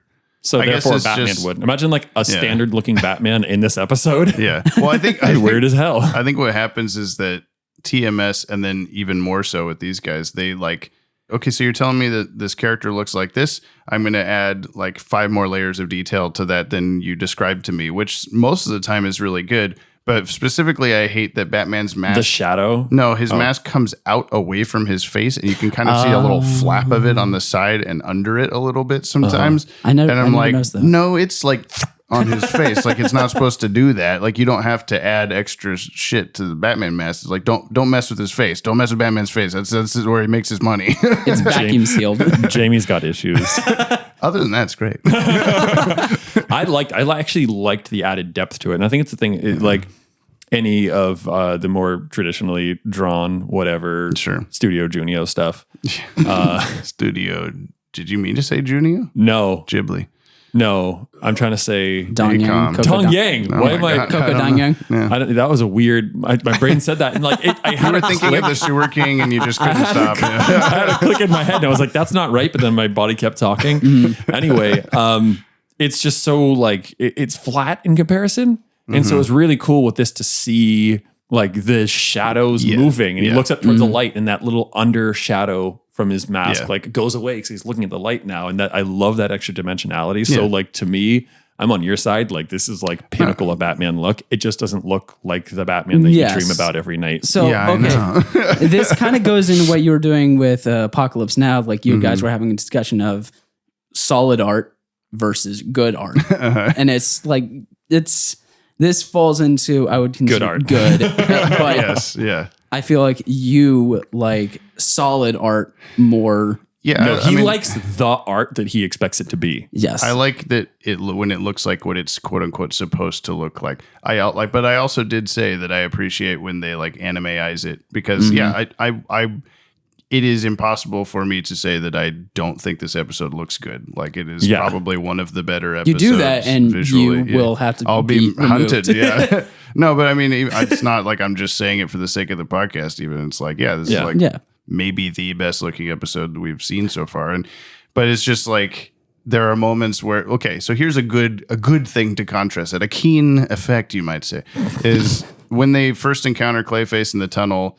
And they're trying to run away from him, and they somehow, I don't remember how they do this, but they like run past him, around him, and he's like growing like over the top of them. And that was a very Spirited Away feeling like I'm uncomfortable. Like he's getting closer and bigger, and this is bad. Oh my god, Scale is so fucking good. they made With, him like, look 20 feet tall. Yeah. When you first see like Big Daddy, Can that just be the I was subtitle? going to say it has to be. you see him like looming over Annie, and it's one of those like he reaches out for her, and it's just so like claustrophobic feeling. Yes, yeah. Like they are so that like besides their just talent for art, like they are animation, I should say, their ability to project that like emotional feeling. Visual emotional, like I'm feeling claustrophobic. Or this is really like eerie, like off-putting. Like they can convey a lot of emotion, emotional reactions through their animation. Yes, sir. Two things. What is it? Give me What do number you want one. to say? Would you just talk already? James, Speak. Bark, bark, bark. to go along with what you're saying, one of my favorites is when his arms are reaching out and it's just this wall of clay and they form into his hands. Yeah. And he's slowly coming in. That's added to that level of claustrophobia, and then his second pair of hands just come out of his chest and grabbing. His boob arms come out, yeah. But no, I feel like Clayface works best when he's a creature. He's not he's not he's not floating sediment in water. Is that what you're saying? When he's not dead. Just really works for me. Yeah. I like no, it. but like Yeah. he works better when he's actually this massive clay that's moving around that's just a humanoid figure. He's not he's not human.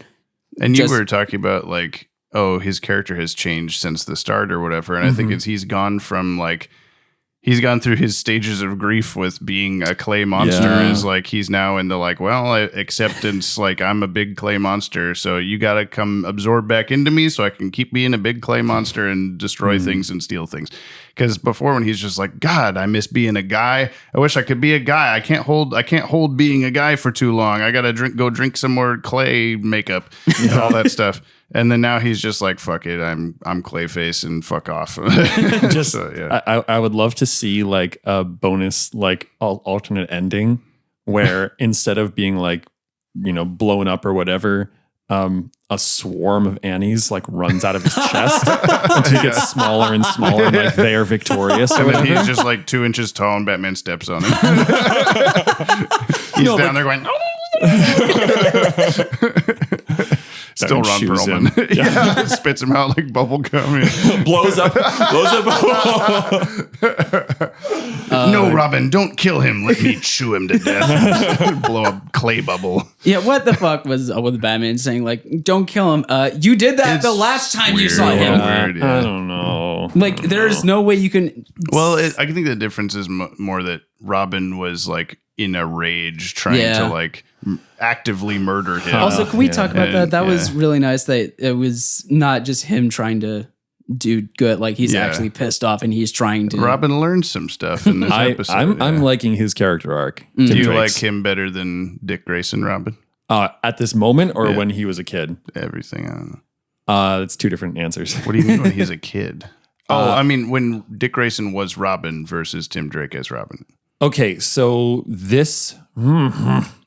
So You haven't seen as much of Tim, but yeah. yeah, I at this moment in time when this episode, Mhm. like I don't like Nightwing as much as I like Tim Drake. Sure, yeah. That's fair. I think selfishly in the whole circus thing and Robin's Reckoning, right? Yeah, yeah, yeah. Part one. Sure. Yeah. Can't I remember. don't know what you're about to describe, so. Like the heart circus. of Dick Grayson, Robin. Like that is my pinnacle of Robin. Oh, sure, yeah. So like I don't like Tim Drake to this point more than that Robin. Sure. But as like timeline where we are, I appreciate Tim Drake a lot more than Dick Grayson at this time. Okay. Just a Mullet Dick. Yeah. I don't like as much as Tim Drake. Well, I think Robin's Reckoning is the only time I've really cared about Robin or Dick Grayson Robin, So, where he's just I'm- like, yeah. Yeah. I'm in a weird camp because I didn't grow up watching Batman the animated Sure. series. It was The Adventures Tim of Batman Drake. and Robin. Oh, So it was always with Dick Grayson. It was always with Robin. sure, okay. It was very few. Wait, is that this? No, this no, is no, on the no. This latter was third the of like season 2 of BTAS, BTAS. Yeah. Oh, This was okay. when this Okay. suddenly became a Robin. when the intro changed. Yeah. Got it. So I grew up with that. That was my thing. So I'm really fond of Dick Grayson Robin, and I feel like there's a big difference between Tim Drake and Dick Grayson as Robins. Yeah. I feel like Tim Drake is far more independent, is far more. Especially when he's just like, no, I'm gonna. You can go study dirt, asshole. But I'm gonna go help the girl. Yeah. he's far more willing to snap back at Yeah, Batman yeah. just in costume Yeah. than like wait till they get to the Batcave or complain over the Yeah. radio. Yeah. But I like Dick Grayson just because he feels more like. You just like Dick. I was gonna say it. It's No, okay. You can like Dick in Can any you year. keep your politics out of my pocket? Keep your politics out of my pancakes. Can you keep your politics out of my dick? Anyway, But no, Dick Grayson is far more of a sidekick. yeah, But like Yeah. I like And that. Yeah, because of that, he's, a little bit happier. He's a little bit more easygoing than Yeah. Bruce is. And there's a nice contrast between the two. And Yep. the way that they operate feels more like a team than Tim Drake, which is, like I said, more. Two individuals. Yes. yes, Yeah. Well, and I do like that this episode already has Tim Drake Robin being much more of a interesting character Mhm. than like, because what I was gonna say with the Robin's Reckoning stuff was like learning about how he became Robin was the most interesting thing that he did in that show to me. And then once he is Robin, he's just like, gee willikers, I'm also here. He's the pun guy. Yeah. He's kind of goofy. But, I mean, I have fish nunchucks. I feel like if they made him also just like Batman, I Sure. feel like then it. No, I agree that they both have their like reasons Yeah. and positives and stuff. I'm not trying to rag on it or No. anything, but I just like that this like Tim Drake learned a lesson in this and he, you know, had to not kill Clayface and stuff like that. Versus like Robin was like, you got tied up, or Dick Grayson, you got tied up by Ra's al Ghul somewhere. Like kind of mostly. Well, also Dick Grayson was older. I mean, he was already in college. Maybe so he already did these things. He already had those growing pains. Okay. right, so- Books or hip hop? Yeah, getting back on track. Thank you. Hip hop. Books. I say hip hop. Cool. That you can. That's your book. That's your hip hop. Hip hop is your book. That's fine. Yeah. Okay, so top 10 with this episode. Yeah. Yes. Yeah. I mean, it has to, but anyway. I mean, yeah. I have no choice. Well, I kind of do. Yeah, But you You do have a choice. You can. I mean, you have to put it on there, but you can also make it whatever number you want it to be. It is I'll going just to be do number Rob. 2. Number 2. Number 2. Oh my god. Okay. Where are you putting it on yours, Brian? On your new Batman adventures, we have 7 so far, so it has to go on there, of course. Mm-hmm. Is it a very obvious what it is? Depends on your definition and expectance of my Tell me. obviousness. Tell me what it is. Number 1. Yeah. Okay. Yeah. It's yeah. That's where it's going for me That's as well. fair. Yay! Hit that applause button again. Yeah. Oh, that was the weird one. That's different. That was the baked in one for this version of the. I don't like this one as much. No. What are you doing? Grow my paninis. My penis. Grow my penis. I'm going to stick with paninis. Thank you. Grow my panini. Yeah. I mean, Holiday Nights is, of course, like all about that last shot. Well, it's not all about the last shot. Oh, the but like, clink the glasses. Yeah, We're both yeah. dead. That one. But Thanks for bringing that up. You're Ow. welcome. Brian brought it up. also the Futurama dog. Have you heard? Have you seen And that the Twilight Zone? Futurama dog didn't really. You leave. No. Okay. You leave you know, right okay. You know now. what Futurama thing actually impacts me more? The dog. Is okay, when next. is when Fry goes up to his nephew's grave and he was named after Fry. I like that one more. I that one doesn't say. I don't remember that one. It's been. I watched a lot of Futurama. It's probably been like the better part of a decade, if not longer. So I'm actually just watching Futurama right now. There you go. And I got to that episode a few weeks ago. Okay. But So it's the dog. Anyway. We're all in agreement. It's the dog. We all agree. The dog. Yeah. You got that dog number in it. 1. yeah, pretty easy number one. Pretty easy Because number again, one. like I was thinking about this while we were watching And it. you didn't like Apocalypse Now, you fucking asshole. You fucking guy. What are you, some kind of freaking guy? I was thinking about this during the episode that like, you being such a like stickler for the animation, having that being a larger percentage Sure. of your rating. Yeah. I was just like, there's no this chance he's guy. not going with number 1. Yeah. And then I was thinking The story, we didn't talk enough about the story. I just feel like it's also like we kind of said like, oh, it's weird how he made these choices, but like we were, doing our normal goofs and gaffs where we go like, Batman looked like a dog, stuff like that. Yeah. It was the dog. But there was also like the last half of the episode, we You're all pretty shut quiet. up. Yeah. Well, and I was glad about that because like I was very close at one point to like turning and being like, you guys shut the fuck up. But I didn't want to do that because you never know. Because like the episode very well could have just been like Batman fights a big guy who's being abusive to his daughter or whatever, which is still impactful, but it wasn't like going to be as big of a deal necessarily. And because we've had weird like random btas episodes where the bad guy is like the economy or something, And so You got fucked by the economy. Go watch the Pokeball video. We've said this before on JTS Entertainment. But anyway, yeah, just like I didn't want to give away that like, oh, this is you got to actually shut up or whatever. But it was enough to where we all like knew when to stop. I would like though. There's times there's episodes where it's like, no, we just make fun of it the whole time. It's a bad episode. Yeah. Sewer King. I would appreciate like a beforehand of like before the episode, maybe, I don't know. What? Like it would be nice to be like, don't miss yeah. things. Oh. Because I find myself doing that with friends and like animations or podcasts or whatever. I did that slightly for Apocalypse Now Part 2 purely for the Dan Turpin 5 seconds.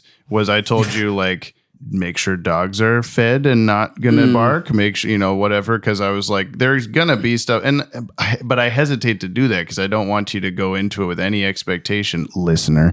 And I think that like when I do that stuff, it could give you like an idea of like, oh, is this one gonna be good? So- and then maybe change your mind. Well, But, what if so Apocalypse Now Part 2, not a good episode, but like 8 to 10 on the like pay attention scale. Yeah. What if we do that? What if like pay attention not a meter? Yeah. not a like thing we do on the podcast? We don't need another I'll say thing. that because I'll do that sometimes when I know the episode's going to be laughably bad, also, so that you can like really get the full experience.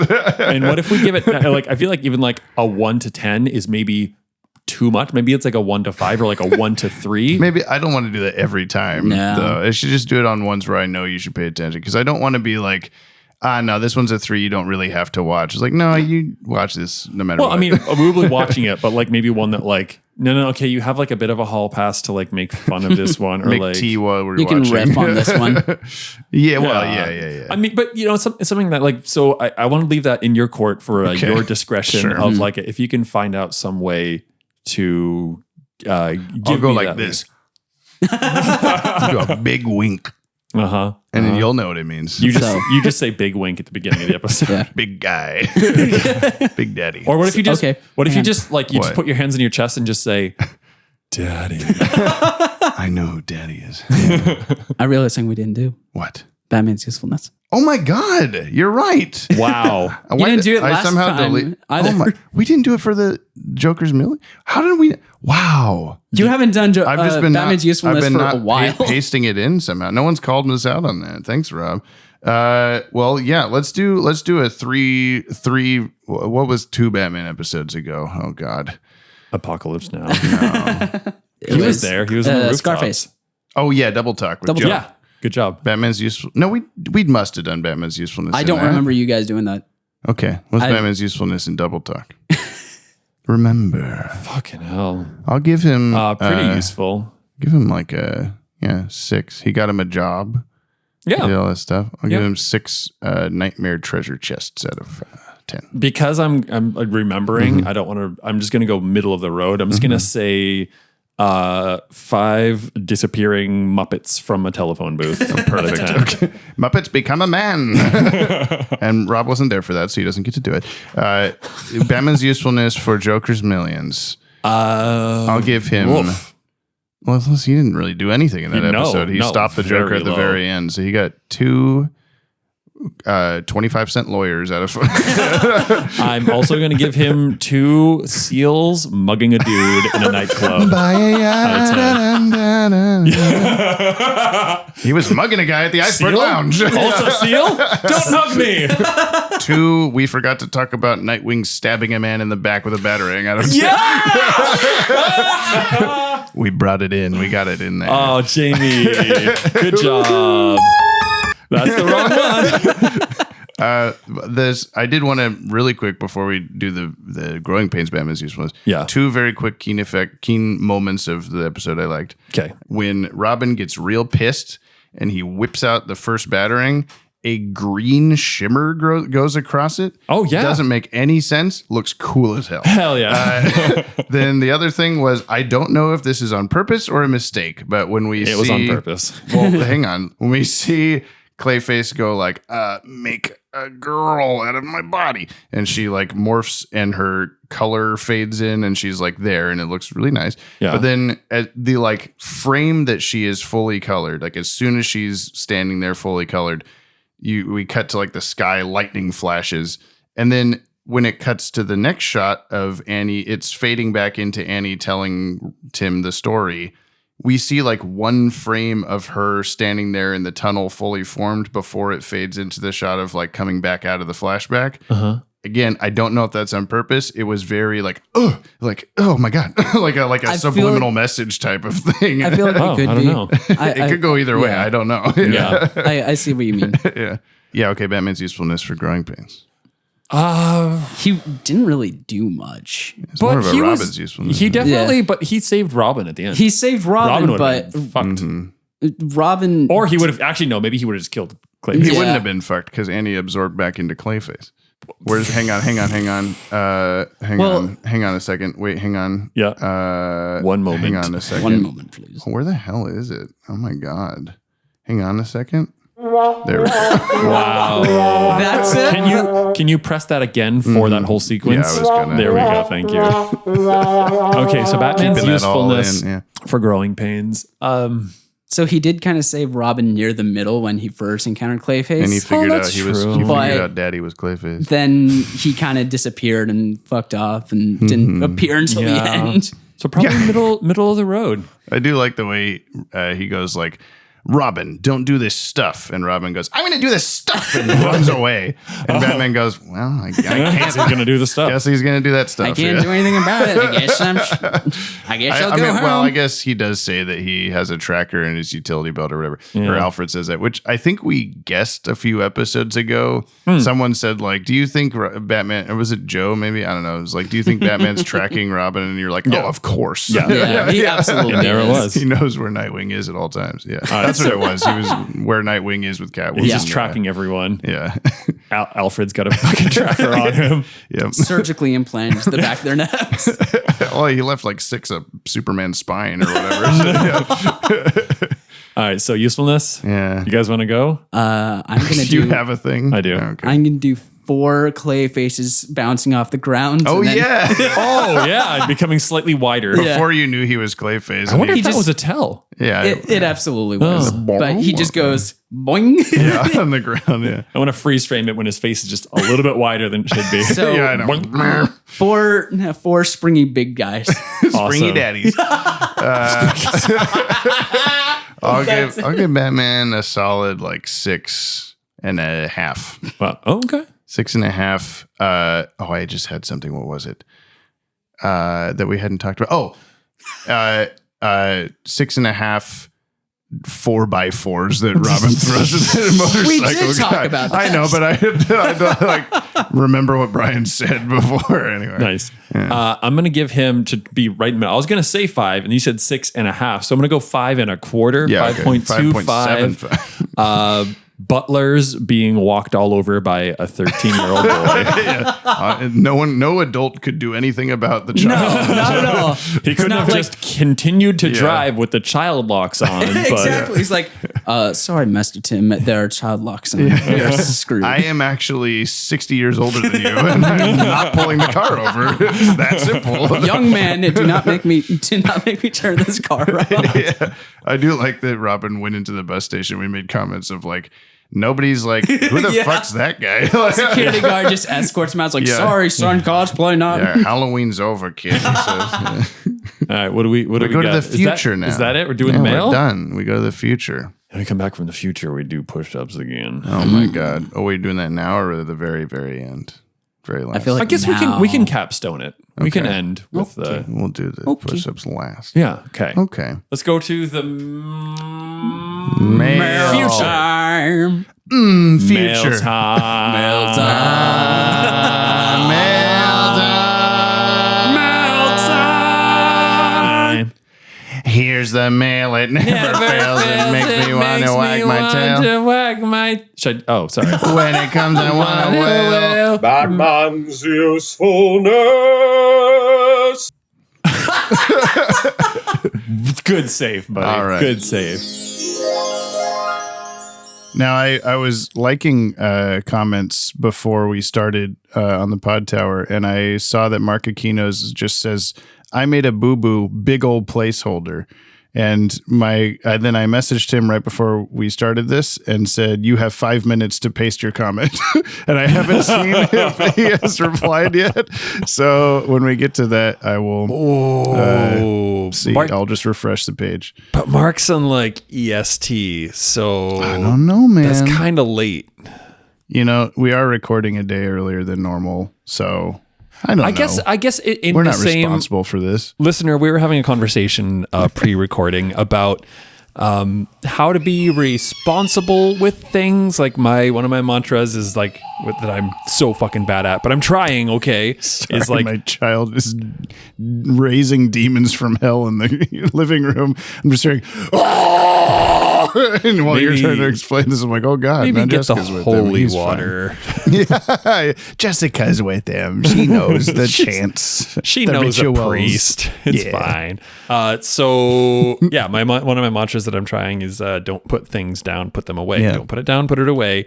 Don't Jamie put was big old talking placeholder about holder. Just write a comment. yeah. Jamie was Do it saying now. that if there's something that's going to take you, X amount of time to do, like, if it takes a minute, just do that thing in that minute. Don't put it off. Just Yeah. do it immediately. And that's really good advice. I'm going to try to remember that one as well. Mark, man, the first thing, like, I realized you gotta be there and you gotta do it. You have to do it, Like- or we'll be really mad. But I don't know. Wouldn't it just like, we could always just like, even if it doesn't come in first, just be like, Mark last first. Like, it's our tradition. This is what you say. Also, So- you don't have to be first. Let someone else get it. Everyone, Scarloey beats you to it every once in a while.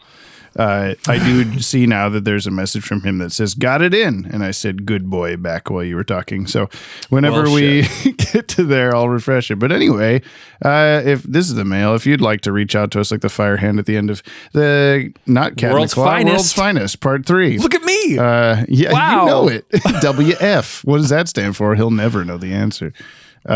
Wicked fuck. Nice, mate. Then what a wicked fuck. It's me, Ashley Tutchin. You guys send us a punctuated email or a 60-second voice message to batwagonpod@gmail.com. Net. World's finest.com. Yeah, gmail to AOL.net. Oh God, yeah, there's or gonna leave be it- there's got to be a gone fishing episode out there somewhere from our dear listener Keen Machine. Go listen to his podcast. It's actually it's really good. I really enjoy the chaos. Not that they're very well metered. It's the emails that are chaos. Yeah. Anyway, Unlike us. I hope that there's a gmail.net address out there somewhere that they encounter. I'm sure that Google, of all people, has usurped all of the Google.whatevers, Gmail.what anything at all, so that you can't just be like, "Ooh, it's me. It's Gmail.tv, Gmail.org." Oh, that's a really good point. Or something. I don't know. Oh well, I guess we can't do that. Yeah. Or leave a comment on today's episode on the Podtower YouTube channel. That's the full email address. That whole conversation we just had.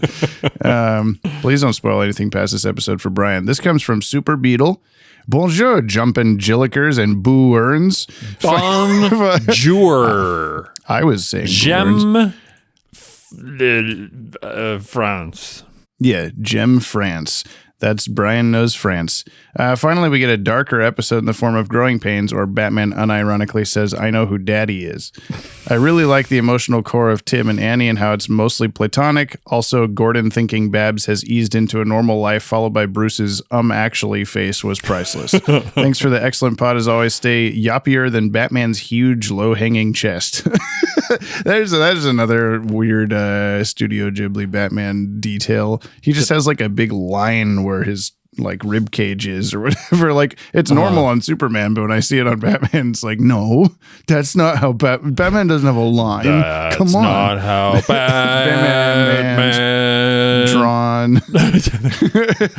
Drawn. Yeah, I don't think we talked about that moment where he says like, oh, my Barbara's past her wild years or whatever. And then Batman gives a really big eyebrow raise. It's like, that's for us. But why did he do that to Gordon? Like, he's like, what do you mean? She's Batgirl? No.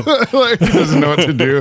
Whoa, fine. Why? How do I get out of this? This is from Unlikely Ally, Growing Pains. Do you think she had a soul, Alfred? A soul of clay, but a soul nonetheless. No, seriously, what the fuck? What was that? Was that world-class actor method acting so hard he forgot he was a little girl and only pretending? Or did he reproduce via mitosis a fully sentient being and then devour it? And he ultimately lost the amount he gained when he got hit with that acid right after. Yikes, horrifying. He's lost bits of himself before the end of Feet of Clay. Batman's studying that little chunk that's whooping around, and he never, to our knowledge, breaks into the Batcave to take that back or whatever. Although maybe it's just like slowly like inching its way back toward Clayface off screen or something. I don't know. Maybe it's just like an ownership thing. Yeah, hey, that's me. It's like I'd like me metaphorical back, power. please. Yeah. Or, I mean, that's also just a big amount of him. I don't know. It's like that. What's that theory about the ship? Like, how much the ship can you take apart and redo before it's not the same ship anymore? You know what I'm talking about? It's like how much of Clayface can you remove and then he just grows it back before he's not Clayface? I don't know. These are the big questions. Yeah, I know. Also, how fucked up is it that he's a world-famous A-list actor? It's easy to just think of him as a criminal goon that has monster powers, but imagine looking in the news and being like, oh shit, Tom Cruise turned into an amorphous clay monster and he's terrorizing Gotham. Oh no, he melted into the ocean. Oh my god, Tom Cruise reconstituted himself and he's being a criminal again. Oh my god, he split himself into two beings and then ate himself. At least he does his own stunts. I feel like Tom Cruise is the perfect actor to Very full of himself. Well, I just like none of this. Like, it just be like, yeah, it started with Oprah and like freaking out. Yeah, we'd be like, Tom Cruise, of course he's a clay monster now. yeah. I wouldn't be. We'd be like Simon Pegg, and I'd be like, no, not my dude. Tom Cruise. Lolita Romanis, my guy. Yeah, right. Yeah. Euphonium Star Damage Report. This is for Joker's Millions. Giant screen, giant DVD, department store displays and floor, TV camera, Batman's radar device, so that he snapped in half himself out of anger. Chandelier, teeing area, golf club, TV set, Harley's cell window, boat window and steering wheel, lots of cash, the Joker. I guess if he got beaten up enough. Yeah. That's how he actually died. Not in the big explosion in the plane, but it was off screen with Harley Quinn in a van. Yeah. Banana Man says, okay.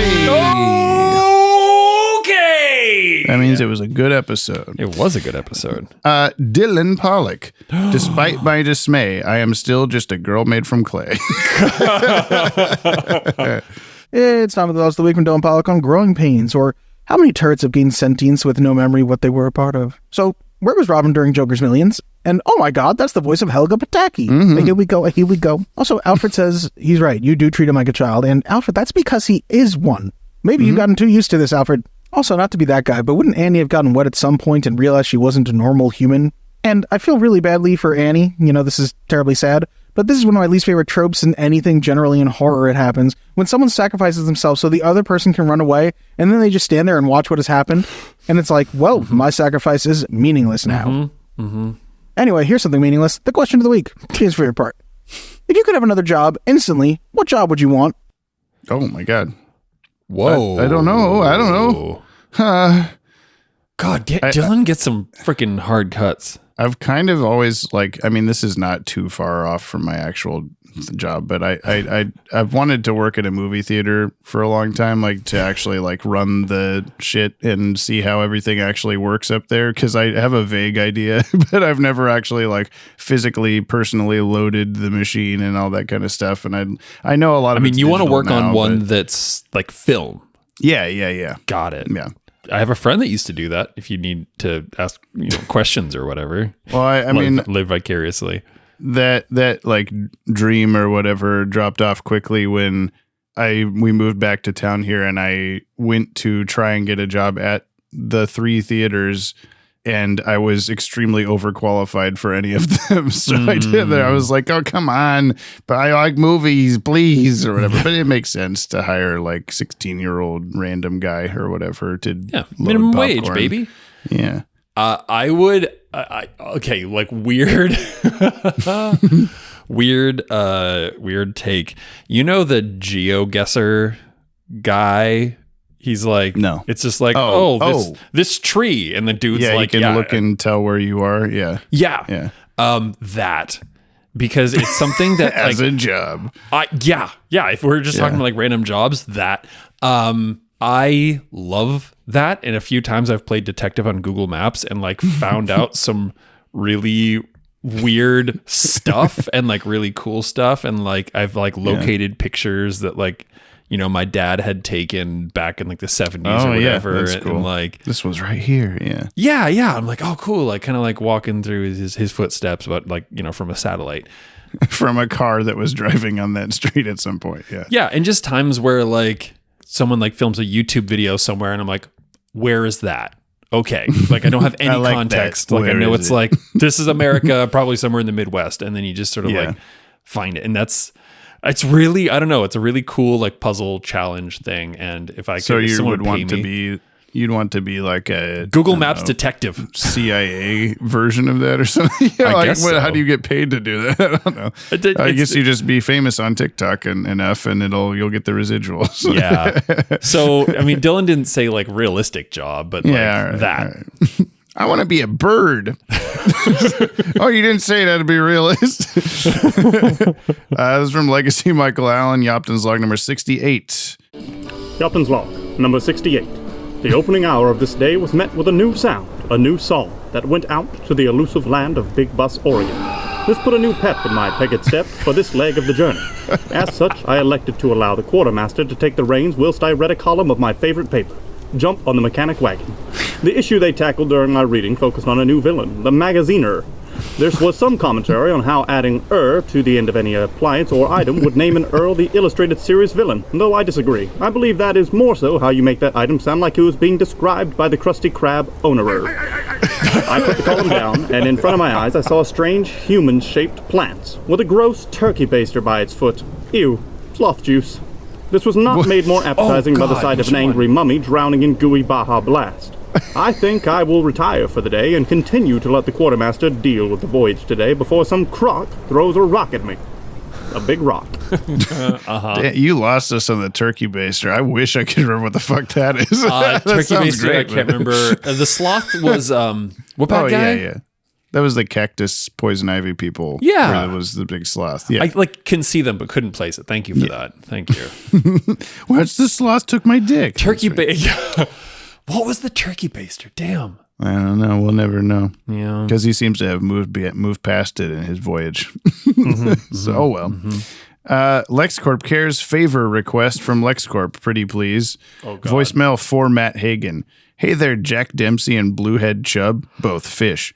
For some wacky reason, it seems that both Arkham and Matt Hagen's former agent accidentally blocked our number.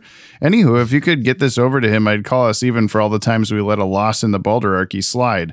Thanks, LexCorp. Sent from the new LexCorp Micro Stalker. We'd tell you what it is, but we'd have to kill you, which we could do with the Micro Stalker. Hey, Matt, Mr. Hagen, love your work. It's a LexCorp representative here.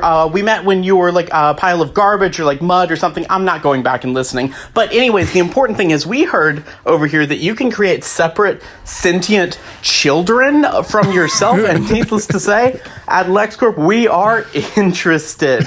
I was wondering, do you do orphans? Because we learned that Bruce's guys, they do like backflips and shit, like really cool stuff. And frankly, our boy Lenny has not been putting the work in on the pommel horse recently, buddy.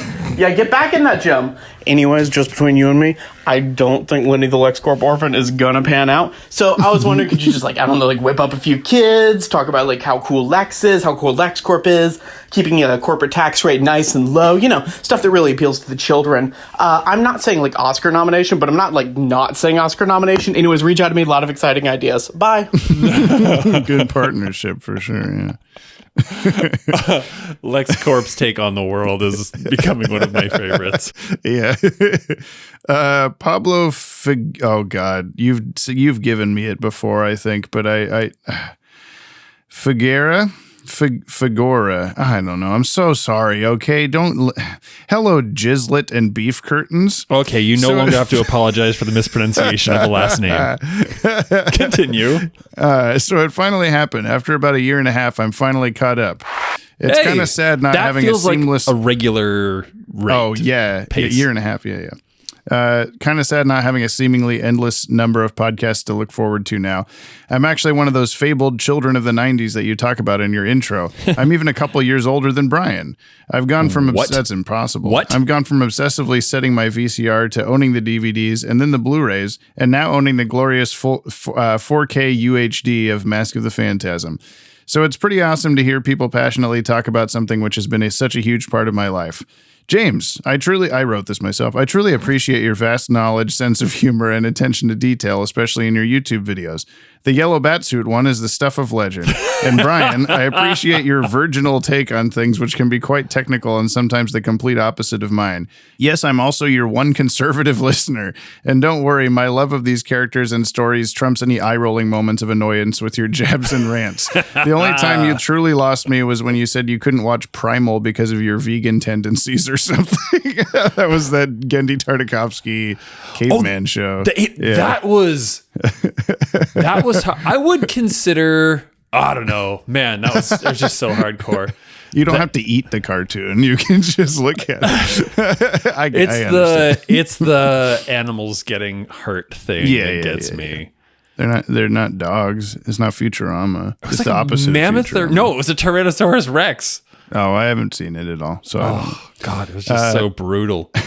Anyway, I just wanted to chime in and thank you both for the many, many hours of enjoyment and entertainment. Your podcast honestly helped me through a very difficult time in my life last year, giving me some much needed distraction during work commutes. So please keep yapping and I'll keep listening, Pablo. Thank you. Good to have you here. We've had a few people say that now of like, helping nice through things hard and times or stupid whatever. shit like that. Oh, yes.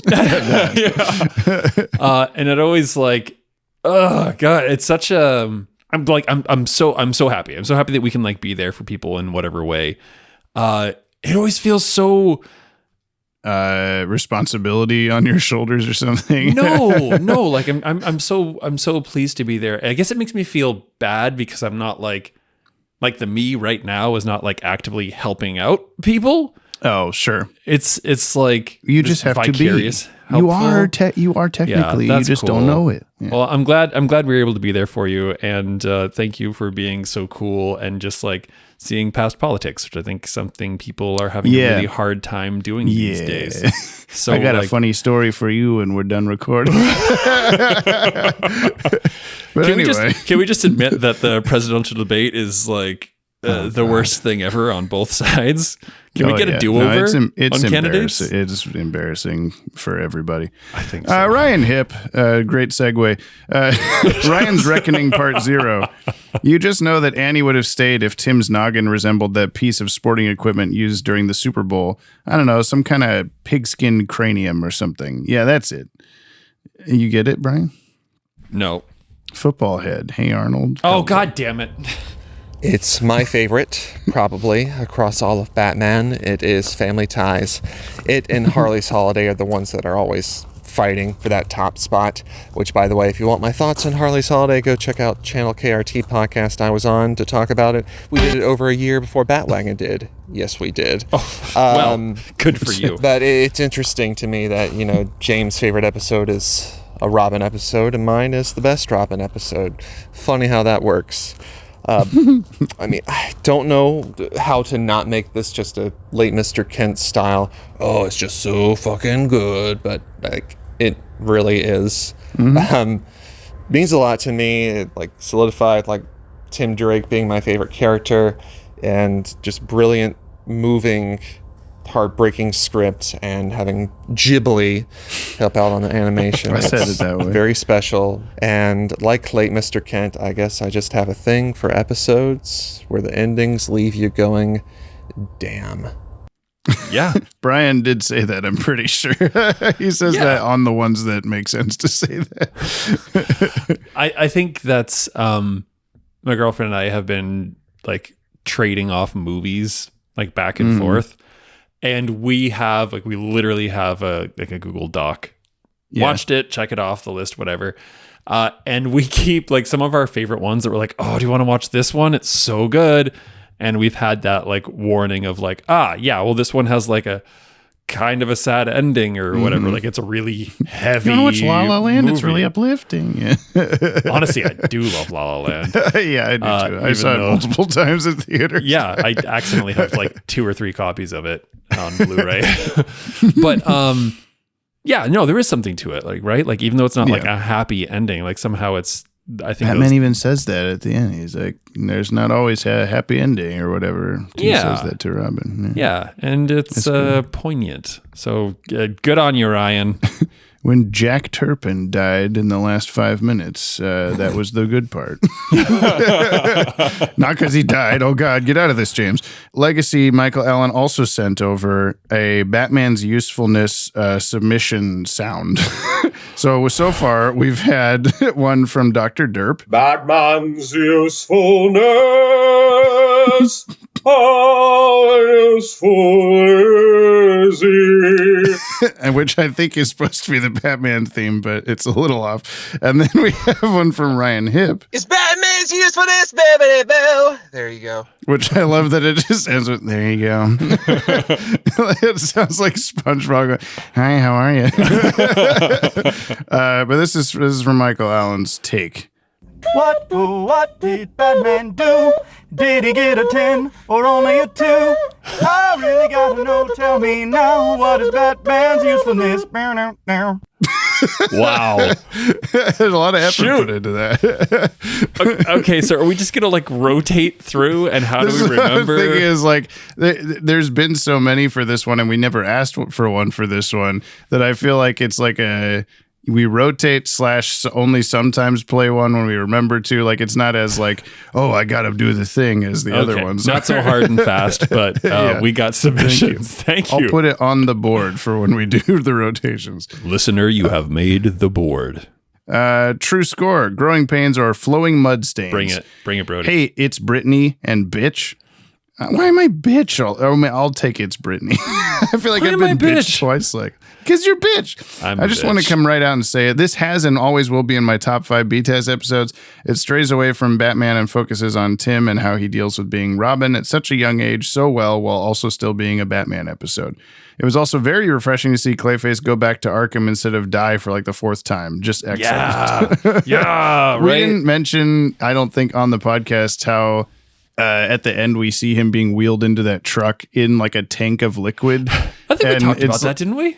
We talked about it in life, but not while recording. Oh, shit. Yeah, I think Alora turned to you and was like, it was no offense to Laura, it was fine, but it was like during the like somber, like sad ending, and she's just like, doesn't water kill him? And, like, I don't know, it's chemicals or something. It's like, like, we're watching. Come on, but, just like extend your finger slowly and like stare at the screen. Well, that's what we should also figure out. Not for her specifically, but for anybody that's watching it with us. Is like we talked about I should have a signal for like you got to pay attention to this one or whatever. We should also have the same signal for guest watchers of like a shut the fuck so like a no not right now thing. It's okay, Laura, if you're listening to this, which you're not. We should just try to not talk during the episode. Well, yeah, I guess so, but that's impossible. Yeah. Here's what was said. Those motorcycle bandits don't look like the ones from that Batman movie we just watched. We watched Batman Forever. Oh, he's crushing on this girl, bruh. Nah, bruh, not the Batman side-eye. Good on Alfred for stopping. Bro that was something that Dylan said in his voice message where he's like, Alfred, he is a child. I'm like, that's what Alfred said was, you are a child. So were you even watching the episode, Dylan? What the hell? What? Oh, I think this is supposed to be, he's totes like 8.5 feet tall, but it says he's toots be like 8.5 feet tall. He's just tooting 8 on the Richter scale. And is he in the comics? No comment. There's no way he fit down that drain. Oh, it's that fucking Clay guy, isn't it? Him picking up the mud totally gave that away. Yeah. Why does this part of Gotham look like a nuke got dropped on it? Lil Robbie's first kiss. Robert Stirling. I know who daddy is. Say that to me, Batman. Oh, my fucking God.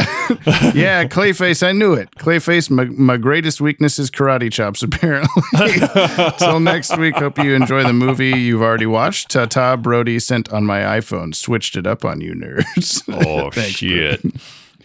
Not to do with that at all, but saying Dylan Pollock's name reminded me I was just listening to the Wall-E episode of Movies to Watch Before You Die that Mark Aquino was on. Yeah. I'm fine. I'm trying to catch up. And Dylan, I don't know if you knew this, Brian, but Dylan dropped a bit of knowledge on me that, we do by we, I mean, I do my hilarious mispronunciations of Giselle's name, like Gisela and Giselle and all that stuff. Mm-hmm. Apparently it's not even Giselle. It's Giselle with a soft S sound. No, that's not true. That's what Dylan said, that he didn't even know that for years. Like, and then they were dating, and then she's like, you know, you haven't actually been saying my name right. So, but he's not corrected us on it at all. Maybe it's just not a big enough deal. But I was like, what the fuck? Like the person there, I'm like, haha, I know how it's actually said, but I'm going to say a funny thing. And then I didn't apparently even know the right you have one, been. Yeah, no. And I'm going to plead the fifth and also say that maybe Dylan doesn't know his wife as much as he thinks he does. And maybe also his wife doesn't know herself as much as she thinks she does. Yeah, I think so. He played that part for her just now. Scarloey, Growing Pains, starring Alan Thicke. Brian, I always feel like there's a missing Scooby-Doo character also. Thank you. Hello, listener, and welcome back to Jump on the Mechanic Wagon. I'm your host, Scarloey1. In this episode, I will tell you about Season 1, Episode 8 of the New Earl Adventures, Marva Returns. There's a knock on Earl's door. When he opens it, he is shocked to find his daughter standing there. Marva, I'm so happy to see you. It's been so long. Good to see you too, Dad. What happened? Where have you been? Why didn't I think of that? Said Marva as they transformed into Clayface. Clayface, this kind of joke isn't funny. I think it's pretty funny. Well, I don't, said Earl as he closed the door. The end. Oh, fuck. This episode was brought to you by LexCorp. Remember, LexCorp cares, mainly about profits, but also about you. You know, if there's time. Anyway, see you next week. Same TV time, same poo-poo channel. The crossover, oh no. I know, right? I like it the way it just ends with like, oh, Clayface is at my door. I'll close the door. It's a valid response, right? That's one of those, like, in horror movies, whatever, people just don't like, they like leave the door open and they run away. It's like, no, just close the door. This is from Hex Lex. Robin's got a date with Clayface's daughter. Hey dudes, before getting into this episode, I wanted to share my appreciation not only for the show itself, but the way you guys talk about the episodes. Brain, I assume Brian, seemed to at least somewhat be apprehensive about how people would take to his reaction to Apocalypse Now Part 2. True. But honestly, I find takes like his refreshing and insightful. Let's be real, the podcast would be really boring if the good episodes, in quotes, were held with this untouchable reverence while you only criticize the bad episodes.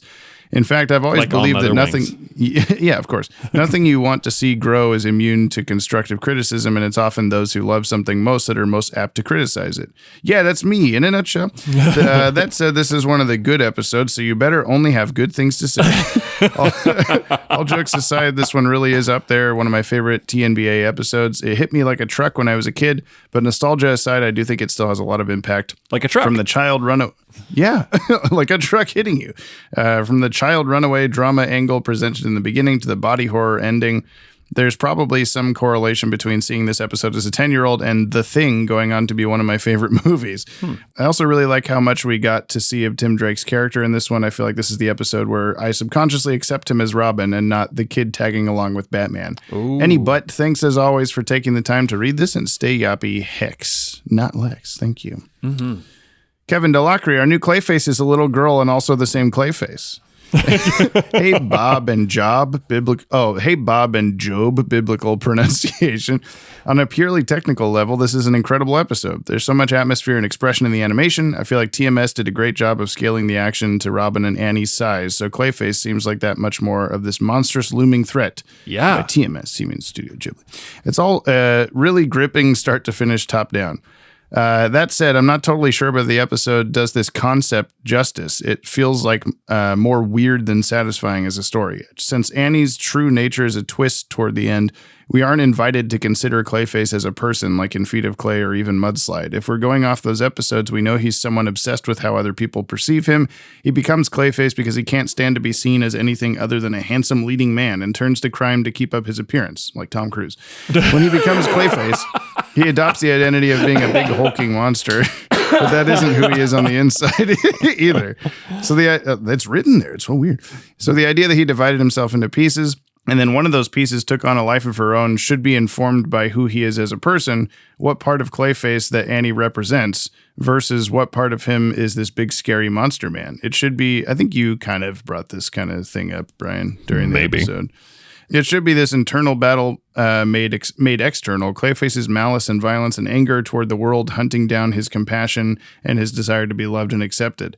I wanted there to be a moment after Annie's reabsorbed where Clayface's expression changes, or he has an opportunity to hurt Robin but decides not to. Something that shows that Annie is still alive inside him and was maybe always just an embodiment of his good side. Didn't we talk about But that's not really that? the episode they wrote. Yes, that's what I said. Did you say? You said that. But in a different way. We said that. We said that. Did you say Jeez. It's not really the episode they wrote. Instead, Clayface is a big smashy monster man from beginning to end. Annie is dead forever. And the real takeaway is that Robin learns that shit happens and you can't always save everyone. I don't know. That's kind of bleak and underwhelming to me. It's great for what it is, and it's a good Robin episode, but it doesn't respect Clayface as his own character the way BTAS did. Also, I'm sure somebody else will bring this up, but there's an episode of the Harley Quinn animated show that does a similar plot where Clayface's hand comes off and comes to life and helps Commissioner Gordon talk through his impending divorce. The hand is voiced by SpongeBob. It's pretty funny.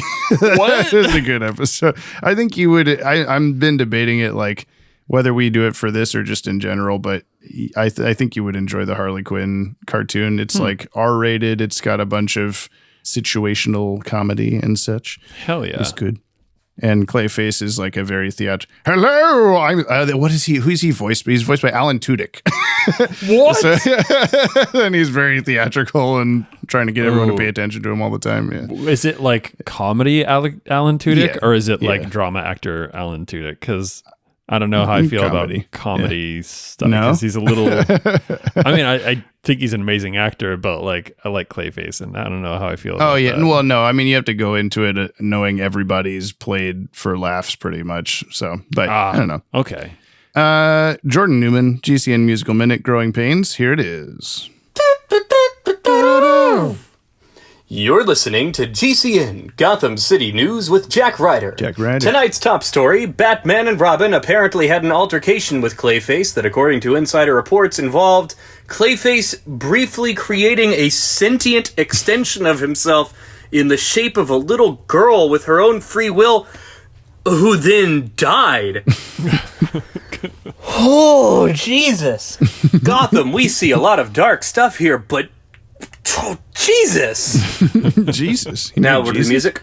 Obviously, a lot of really sad music in this episode. This is the Sometimes There Are No Happy Endings episode, of course. I did want to point out the particularly horror-esque rendition of the Clayface motif when the little girl charges at Clayface toward the end of the episode. Thought that was neat. All in the strings. Never apologize for loving your fandom and try to stay optimistic. I don't think I know what the Clayface motif is, but I believe you. His name is Clayface. Now. And he is dead. Mark Aquino is not first. Scarloey just said one as first, but I'll read Mark's last anyway. Growing Pains, or I'm just a kid and life is a nightmare. Hey folks, Bizarro Mark here to apologize for Mark being a big boo-boo and talking about wrong thing. Mark forgot this week you guys talk about growing pains and ended up making comment about something that comes after it. He am very sorry. As me better half Scarface would put it, he's a fucking dummy. Scarface. Hey, I can speak for myself, thank you very much. But anyway, holy Toledo, what a fucked up episode. Indeed, I remember seeing it for the first time about a decade ago, and I'm not quite sure I've mentally recovered from it yet. Look, it's easy to poke holes in the story and pick apart the logic, but I feel that the emotions and Robin's determination really hold it together, along with, of course, the terrific animation from TMS. He meant Studio Ghibli. Overall, I do genuinely like this episode. It continues to show just how great the TNBA writing team can be. Brian's internal monologue after watching this episode. Sure, Clayface murdered a young girl who technically wasn't even a real girl to begin with, but you know what? That's fine because I can change him. I'll be exactly what he needs. All he needs is love. You'll see. You'll all see. Is that what you thought? Yeah. After the episode? Exactly. Boy, this Brian Clayface fanfiction just writes itself.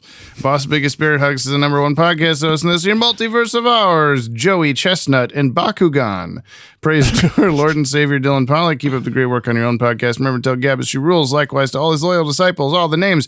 Absolute best. Don't you forget it. I'm sure James will mention this, but the voice of Annie was the voice of Helga on Hey Arnold. Yes, I did. Recently, she had a health scare, but she seems to be doing okay now, so shout out to her. Wow. I didn't wish she absorbed into Clayface. Oh, God. Till next week's smoke bomb that'll be blown up by a big old whoosh. That's because I just flew away, baby. Well, there it is. That's it. Done. Wow. Mail. Mail. Helga. Did you know Somebody voiced somebody in the show that did another voice somewhere else. Oh, you didn't have any actual thing to say. Okay. Nope. Do I ever? Okay, go to the future, Samurai Jack. Okay. Oh. Mail. Past. We're in the past again. Huh, this looks very much like the future. It looks like the present It's like the to me. same thing. 2 seconds have passed.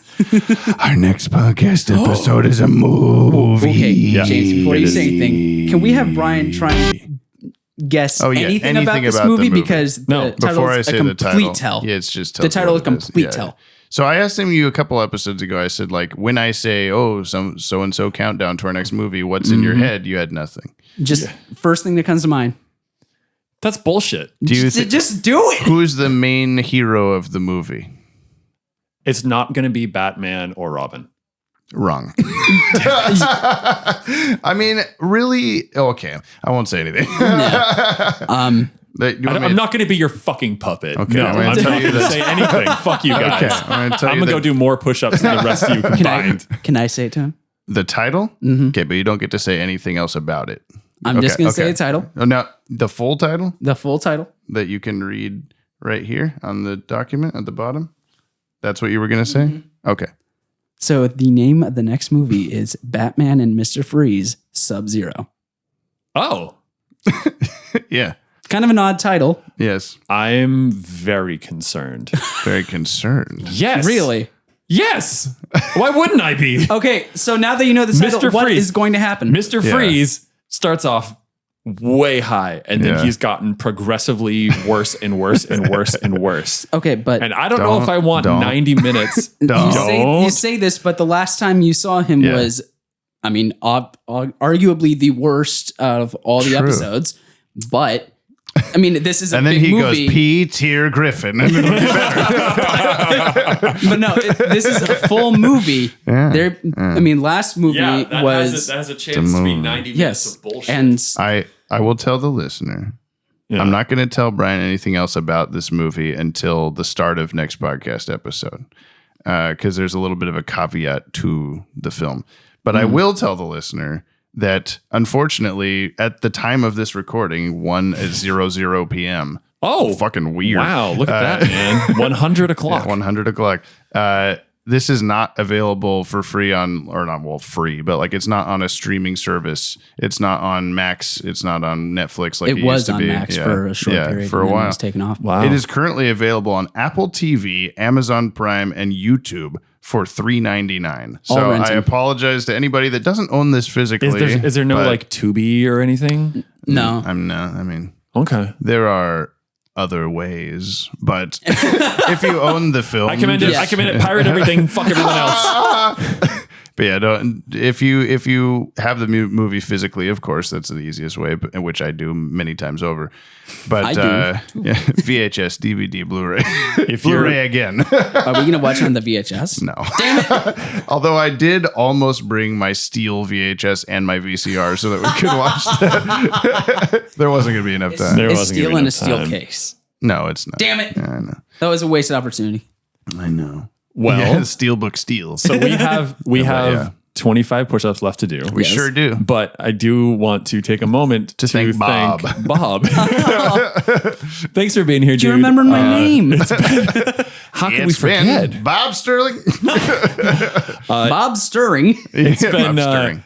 It's been awesome having you here. I'm and, beyond honored that I was even allowed anywhere near this. Me too. I don't know what that means. I'm honored that you were allowed here to into And Brian's home. But no, it's been great, and I hope I was not too much of a disturbance. No, this is good. This is good. Oh no, you're absolutely the biggest The amount disturbance. of the amount of disturbance we're looking for. Good. Proper disturbance, right? Oh, it's like better subtitle than Big Daddy. No, it's not. Or Big Daddy, and then parentheses, or proper Two disturbance. sets of parentheses. Oh my god, that's too much. So thanks for being here, and Yes. thanks for doing all these push-ups with us. Yeah, we still got 25. Yeah. I can't guarantee that I won't die at the end of those last 25. I've been going pretty strong, but you start off and you're just like, I'll beat you all of them. We're like, don't do that, buddy. And then you kind of you petered off this last set. So this one, we're just gonna be all metered. We got it. 25 more. We can do this. I also feel like because it's getting warmer now that it's getting warmer outside, and I'm feeling push-ups outside. No, is that what you said? Yeah, we can do push-ups outside. Yeah, I'd rather do push-ups outside. Okay, let's do it. We'll go to the deck. All right. Thanks for listening, everybody. Goodbye. Bye. Quick shout out to anyone who's listening. Just in general. I hit stop recording. No. Bye. What? Huh. Bye. Oh, what? That's the shout out? That's your shout out? Is bye? Who's bye? Man, he's so clever, this Bob. I like him. I don't. Let's bring him on the podcast. Oh, wow. There's a dog. Dog. There's a dog. Dog, do push-ups with us. Maxi push-ups. Max push-ups. Okay, ready? Maxi push-ups. Okay, one. Hold up. I have dog immediately in my 3, 4, you sat in the center. 6, 7, 9, 8, 10, 9, 11, 10, 12, 11, 13, 14, 15, 13, 16, 14, 17, 18, 15, 19, 16, 20, 21, 17, 22, 18, 23, 24, 19, 100. 20. Did it. I have 5 more to go. The dog is really helping. I know. He's so good. 22, 2, 3, 24. Get it, Jamie. 100. I'm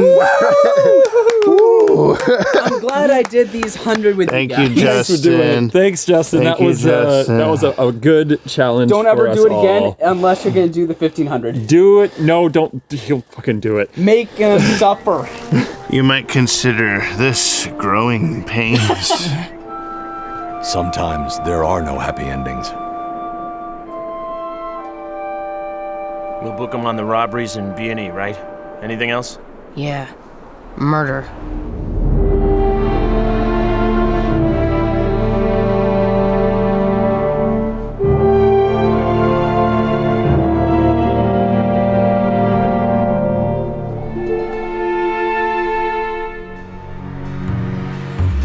Jump on the Bat-Wagon is hosted by the Watchtower database. Subscribe to our YouTube channel for DC Animated Universe videos on a regular basis. This podcast is edited and produced by yours truly, James Strecker. Musical themes by Kimmy, Cooney Phoenix, Viltsu, Eric LeBeau, Jordan Blumen, my mother, and of course, my smooth co-host, Brian, brother Broderick Meneely. To buy us a Yoppie beverage and hear your name read in a future episode, or to nab yourself a Yoppie Dude t-shirt, please visit the links in today's show notes. Thank you for supporting the show. You can hear more on today's DCAU episode by checking out our friends over on the DCAU Review and Timm Talk podcasts. Please leave us a 5-star review on your app of choice. You'll damn well hear it read on the show. If you'd like to reach out to us like the fire hand at the end of World's Finest Part 3, you can email batwagonpod@gmail.com or leave a comment on the Podtower. New episodes of Jump on the Bat-Wagon are released Fridays on all your favorite podcast feeds and watchtowerdatabase.com. And we'll see you next episode, same PP time, same poo-poo channel.